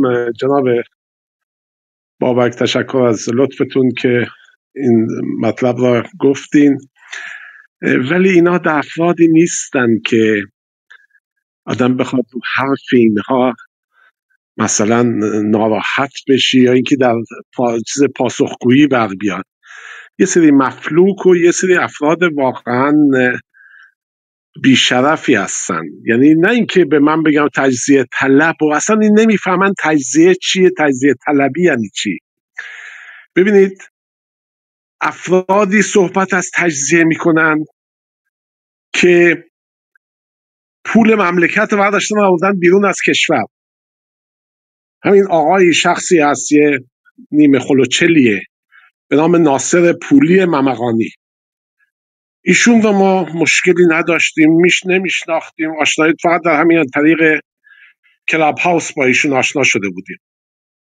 بعد متوجه شدیم که در اتاقهای ما ایشون سعی میکنه این کتاب، مخصوصا از زمانی که این کتاب شروع شد به خوندن، خرابکاری کنه و نذاره مطالب انتشار پیدا کنه. در یک مقطعی در مورد قتل فریدون فرخزاد بود. خب این کتابی که خانم قراداغی نوشتن به عنوان یک تاریخ نگار مطلب را نوشتن، نیامدن بگن که آقا نظر من چیه، چون مسئله نبود که نظر ایشون باشه. تاریخ نگار میاد شرایط را از زوایای مختلفی که میبینه یا میشنوه یا میخونه بررسی میکنه و در کتابش میاره. در کتاب فرخزاد، در کتابی که در مطلبی که ایشون در راجع به فرخزاد آورده بودن نوشته بودن که بله چند تئوری هست راجع به کشته شدن ایشون. یکی این که پلیس هنوز این پرونده رو نبسته، یه عده‌ای میگن که این شخص از طریق عوامل جمهوری اسلامی کشته شده. آقای خوشگوش برنامه ریز این برنامه مسئله بوده، نه اینکه خودش شخصا اونجا با رفته باشه. این یکی از افرادی بوده که برنامه ریزی میکرده قتل. حالا همینجور که در ایتالیا یکی از اعضای مجاهدین را که قبلا کنسول ایتالیا بود، کنسول ایران در سفارت ایتالیا بود و چون به حساب از اعضای مجاهدین بود از اونها جدا شده بود، در ایتالیا کشتنش. همین آقای خوشگوش بود و نفراتی هم که همراهش بودن در اون برنامه رفتن به، چون ایشون پاس دیپلماتیک داشت، اون نفراتش رفتن به کانادا. در کانادا آقای منصور آهنیه که از طریق همین دلالای ارز براش پول تهیه کردن و خواستن که در اونجا اینا اسکان بدن که بعداً دولت کانادا این رو در دادگاهی کرد و از کشور اخراجش کرد. البته ایشون میگه من جونم در خطر برم در ایران، ولی بعدا مشخص شد که این از عوامل جمهوری اسلامیه. بعد یه چیز دیگه ای بود که میگفتن دوست پسری داشته ایشون آقای فرخزاد به نام سعید محمدی، اون برادری داشته به نام علی اکبر محمدی که با فرخزاد از دولت عراق پولی گرفته بودن که چون ایشون خلبان بود، خلبان خانواده رفسنجانی بود، بتونه خانواده رفسنجانی یا خود رفسنجانی بیاره به عراق. بعد یه عده میگفتن البته نتونست، فقط تونست هواپیما رو بیاره. بعضی هم میگفتن دختر رفسنجانی هم تونسته بوده بیاره ولی اونا دولت عراق پس داد. بعد ایشون هم رفت به مدتی در عراق بود، بعد پناهنده آلمان شد. در آلمان هم یه باز داشت در هامبورگ که مورد سوء قصد قرار گرفت و کشته شد. عده‌ای میگفتن که فریدون فرخزاد این را لو داده، جای این را به دولت گفته، چون شروع کرده بود فرخزاد با دولت جمهوری اسلامی به حساب همکاری کردن. عده‌ای هم میگفتن که بله فرخزاد مثلا میرفته در عراق و عده زیادی از پناهنده‌های از سربازهای عراقی کودک سربازها را آورده به حساب کشور تونسته خارج کنه، که این رو ما گفتیم آقا این نمیشه، چون اصلا این افراد کودکان را که سرباز بودن و فقط صلیب سرخ میتونه اینا رو جابجا کنه و به دست افراد نمیدن. اگر همین مسئله ای باشه آیا فریدون فرخزاد با چه پاسپورتی اینا را منتقل میکرده؟ اینه که اینا داستان بیشتر. در این ماجراها دیدیم یک دفعه ایشون آمد، دوستی دارند که آقایی است به نام شادانلو، جهانگیر شادانلو و آقای ناصر پولی ورش داشت آورد تو اتاق ما که ایشون میخواد بگه که ماجرای فرخزاد چی بود. حالا آقای شادانلو کیه؟ آقای شادانلو کسی است که در فرانسه به دادگاه رفت چون رئیس سازمان اطلاعات و امنیت فرانسه در کتابی که نوشته بود از این شخص اسم برده که این شخص جاسوس و به حساب از طرفدارای جمهوری اسلامیه که در اینجا کارهای تروریستی انجام میده. این هم بعد شکایت کرد از اون رئیس سابق سازمان امنیت فرانسه و به دادگاه رفتن. در دادگاه ثابت شد که حرفش اشتباهه و صرف آقای اون رئیس فرانسوی درست بوده و ایشون جاسوسه. این آقای پولی این را آورده بود به اضافه اکبر خوشگوش که بگن اکبر خوشگوش را تطهیر کنن، بگن آقا قاتل آقای فرخزاد منوچهر گنجی رئیس درفش کاویانیه. خب ما که نمیتونستیم این رو بیایم اعلام کنیم بدون اینکه اصلا سند و مدرکی داشته باشیم. بعدم امکان اینکه آقای گنجی این کار کرده باشه درصد خیلی کمی بود و ما با ایشون گفتیم آقا این مطالب رو ما نمیتونیم به این صورت عنوان کنیم. در این ماجرا ایشون یه دفعه شروع کرد به فحاشی کردن بدون دلیل. یه دفعه از امروز تا روز بعد یه دفعه ما دیدیم یه پیغام برای ما گذاشته که نه مادر فلان، خواهر فلان، زن فلان، از این مزخرفات. یه 10 دقیقه فحاشی. ما نفهمیدیم جریان به چه صورتیه. بعد متوجه شدیم که آقا اینها یک تیمی هستن در کلاب هاوس، یک گروهی هستن که کل اتاقهای مختلف را هدایت میکنن و اینها با جمهوری اسلامی کار میکنن و جزو تیم آقای اسکپتیک هستن. همون شخصی که اتاقهای مختلف ها میره غیر مستقیم تبلیغ استبداد میکنه. شما دقت کرده باشید میبینید که آخوندایی را میاره که اینا همه داخل جمهوری اسلامی هستن و اینا را همه را به حساب به ظاهرشون مخالف جمهوری اسلامیه، فحش میده به این امام اون پیغمبر. مردم هم کاملا فکر میکنن این شخص چون فحش میده به امام ها و پیغمبرها و تشکیلات پس ایشون هم مخالفه، در صورتی که این رژیم یک مش بیشرف درش حکومت میکنن که هیچ ایدئولوژی اینها ندارند و پایبند هیچ شرافتی هم نیستن. من این را شخصا خودم شنیدم در کمیته مشترک که الان شده زندان به حساب کمیته شده موزه عبرت، دیدم یکی را میزدن، داشت بیچاره میگفت تو رو به فاطمه زهرا نزن، یارو میگفت فاطمه کدوم جنده ایه. من فهمیدم که این افراد یعنی هیچ شرافتی ندارن، هیچ این گونه نیست که مثلا بگیم اینها مذهبی هن، به یه اعتقاداتی دارن، به فلانی که توهین کنی ایشون ناراحت میشه. نه، این افراد هیچ شرافتی ندارن. این جناب پولی هم یکی از همین افراده. ایشون آمده سالهاست در ایران، در کاناداست، به کار پولشویی فعالیت داره، به ایران رفت آمد میکنه. در دولت احمدی نژاد چندین بار به ایران رفت آمد کرده. کارت پروازش، شماره پروازش، اینا شماره بلیتش هم ما داریم. بعد ایشون شروع کرد از فحاشی که اینا تجزیه طلبن، اینا هم خانم فلان جندست، از این مزخرفاتی که اصلا یه آدم معقولی صحبت ها رو نمی کنه. بعد حالا کی از تجزیه نگران تجزیه طلبیه؟ کسی که پول آخوندا رو برمیداره میاره خارج. یعنی برای اینا مسیری درست کرده. از یاران وفادار ایشون در تورنتو خانمیه به نام بایگان. این خانم بایگان یه تشکیلاتی داره برای مهاجرت. این خانم رو من عکسش براشون گذاشتم، با سفیر ایران در پاکستان با همدیگه عکس دارن در سفارت ایتالیا در پاکستان.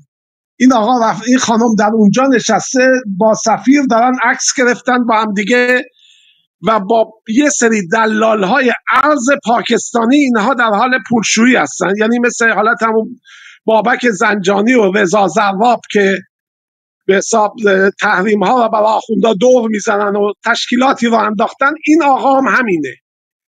بعد این آقا ترکه، 5 کلاس هم بیشتر سواد نداره، آمده 5 سال پیش 6 سال پیش حزب پرشیا باز کرده. یعنی حزبی باز کرده برای فارس ها، برای عظمت فارس. یعنی طرف ترک حزب فارسی را میندازه. بعد آمده توی این، من چیز نگاه کردم، بیش از 60 اکانت مختلف داره.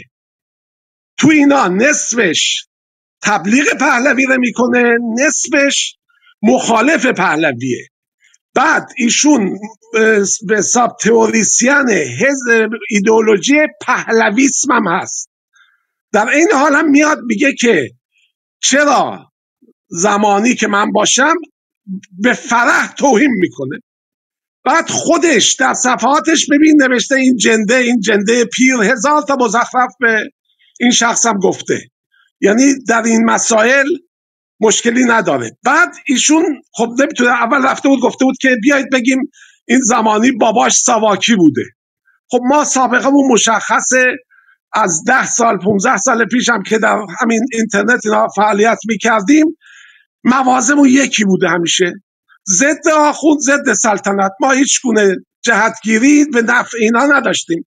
امروز هم سلطنت طلب باشیم، فردا نمیدونم عوض شده باشیم، هم نبوده. از این طریق راهی پیش نبرد. آمد اعلام میکنه که اینها چیز از جدایی طلبن. آخر ابله بیشور، ما مسئله اقوام را در ایران به گونه دیگری مینگریم، به گونه علمیش مینگریم، و اون این است که اگر حکومت استبدادی در کشور ما ادامه پیدا کنه، حق و حقوق مردم را ندید، بلوچ را به حالت فقر نگه دارید، کولبر را در بدبختی نگه دارید در کردستان، زمینه است برای جدایی کشور. عامل جدایی کشور مستبدین هستند. اون افرادی هستند که حق و حقوق مردم را نمیدن و این باعث میشه که مردم جدا بشن. من اول این برنامه هم عرض کردم، شما الان ببینید در گرونلند آمده دولت آمریکا میگه دست گذاشته رو این، گفته این مال ماست، ما اینو میخوام. مردم گرونلند آمدن گفتن نه آقا ما نمیخوایم از دانمارک جدا بشیم. چرا؟ چون دانمارک حق و حقوقشون رو رعایت میکنه. طرف بیکاره بهش پول بیکاری میده، بیمار میبرش بیمارستان مجانا معالجش میکنه. خب این باعث میشه که اینها نرن، جدا نشن.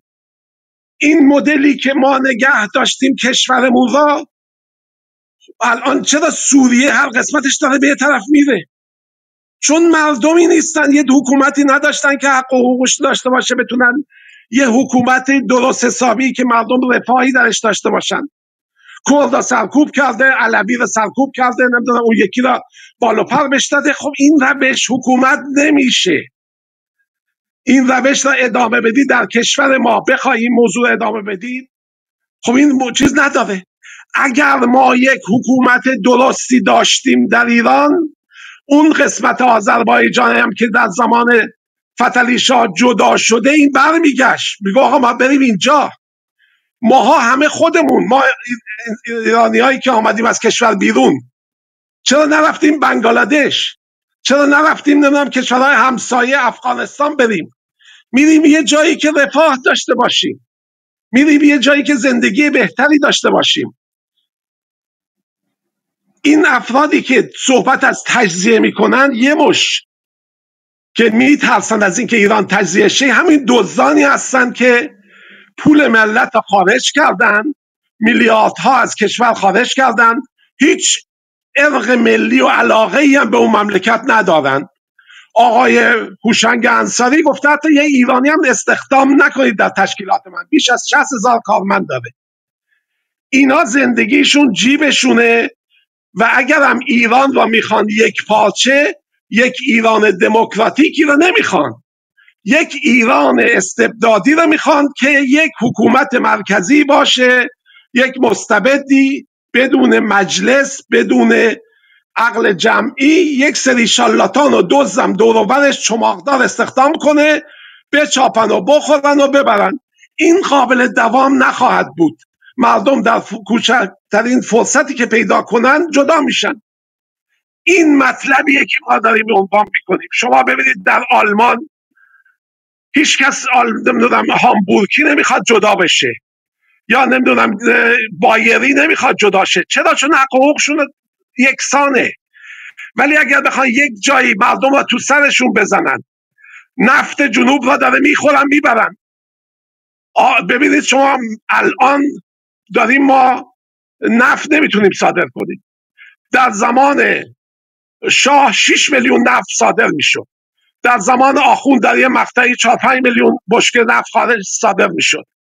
آیا این برای مردم عادی فرقی داشت؟ اون زمانی که 6 میلیون نفت صادر میکردن، بلوچ وضعش بهتر شده بود، این پول میآمد در جامعه تقسیم میشد، برای زیرساخت‌ها خرج میشد. نه، یه دزد مستبدی اینا میخورد و با اطرافیانش میبرد. خجالت باید بکشن این افراد. زمانی که انقلاب شد، 3 ماه مونده به انقلاب، شما برید لیست بانک مرکزی رو ببینید. هوشنگ انصاری 800 میلیون، شریف امامی 450 میلیون، اون یکی هم 500 میلیون، همهش بالای 100 میلیون دلار خارج از کشور میکردن. در دنیا سابقه نداره مردمی اینقدر دزد باشن، اینقدر بیشرف باشن که اموال مردم خودشون رو بدزدن و ببرن. الان هم شما نگاه کنید، شما الان تشریف ببرید کانادا، تمام صرافی‌ها و نمیدونم ساختمان‌های 400 طبقه 40 طبقه و 50 طبقه همه مال ایرانی هاست. آقا دیگه ما که در اروپا الان 45 سال داریم زندگی میکنیم، در اینجاها نمیشه میلیونر شد. اینایی که صاحب کارخونه و تشکیلاتی هستن سالها چند نسل کار کردن، اختراعی کردن، اکتشافی کردن، اینو با موضوع رو انداختن. از امروز به فردا کسی نمیتونه بشه. شما الان ببین یه نمونه ما داریم، آقای پروفسور سمیعی، ببینید چه بیمارستانی درست کرده. بعد یه عده میان میگن که این آمده آخونده رو میبره معالجه میکنه. نه آقا، آخونده نمیبره معالجه کنه، این بیمارستان مال آخونده است. این با سرمایه سپاه آمده اونجا درست کنه. این همون بیمارستان برده تو چین هم عظیمتر از این بیمارستان درست کرده، در ایران هم داره درست میکنه با همکاری سپاه. هر جا که پول باشه سپاه هم هست اونجا فعالیت میکنه. این بیشرفام اون رژیم میبردن آمریکا، الان این رژیم هر کسی بلند شده مملکت کردن مثل گوشت قربونی، هر کی تیکش میبره و میبره بر خودش. به کانادا و آمریکا یه جاهای خوبم میرن، نمیرن یه جایی که دو بیه حکومت‌های مثل حکومت‌های خود این ما باشه، حکومت شاهنشاهی باشه یا حکومت آخوندی جمهوری اسلامی باشه.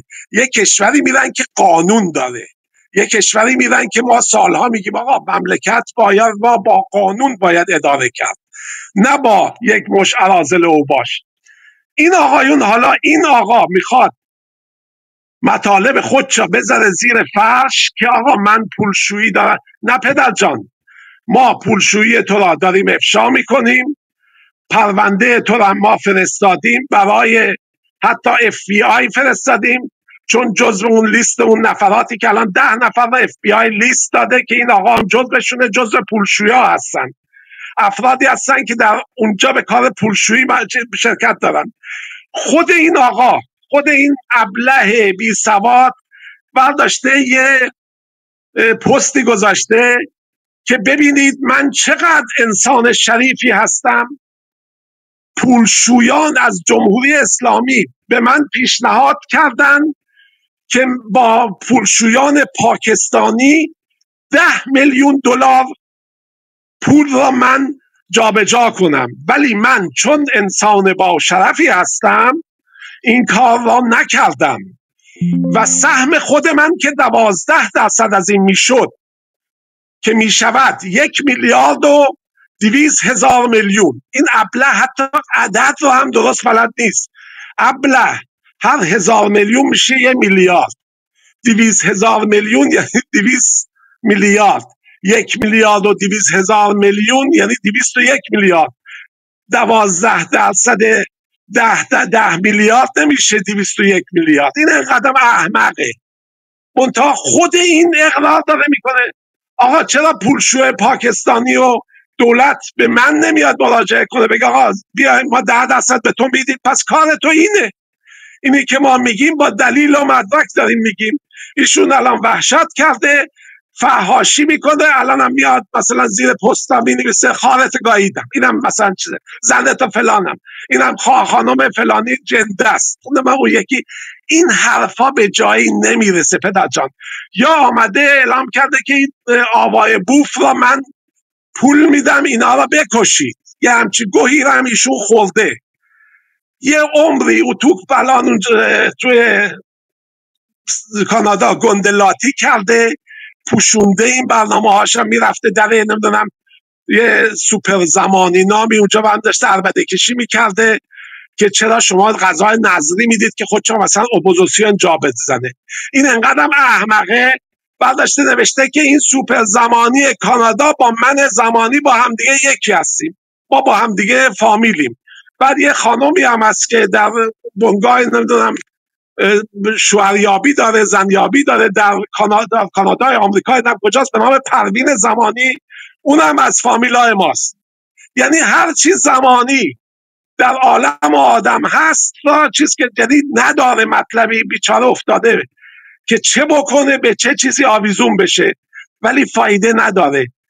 شما دستت رو شد پدر جان، یک آدم 5 کلاس سواد یک دفعه چطور میشه در بیاد وارد کانادا بشه، میلیونر بشه، صاحب ویلا بشه، بره آدمه که بعدم میگه من مخترعم.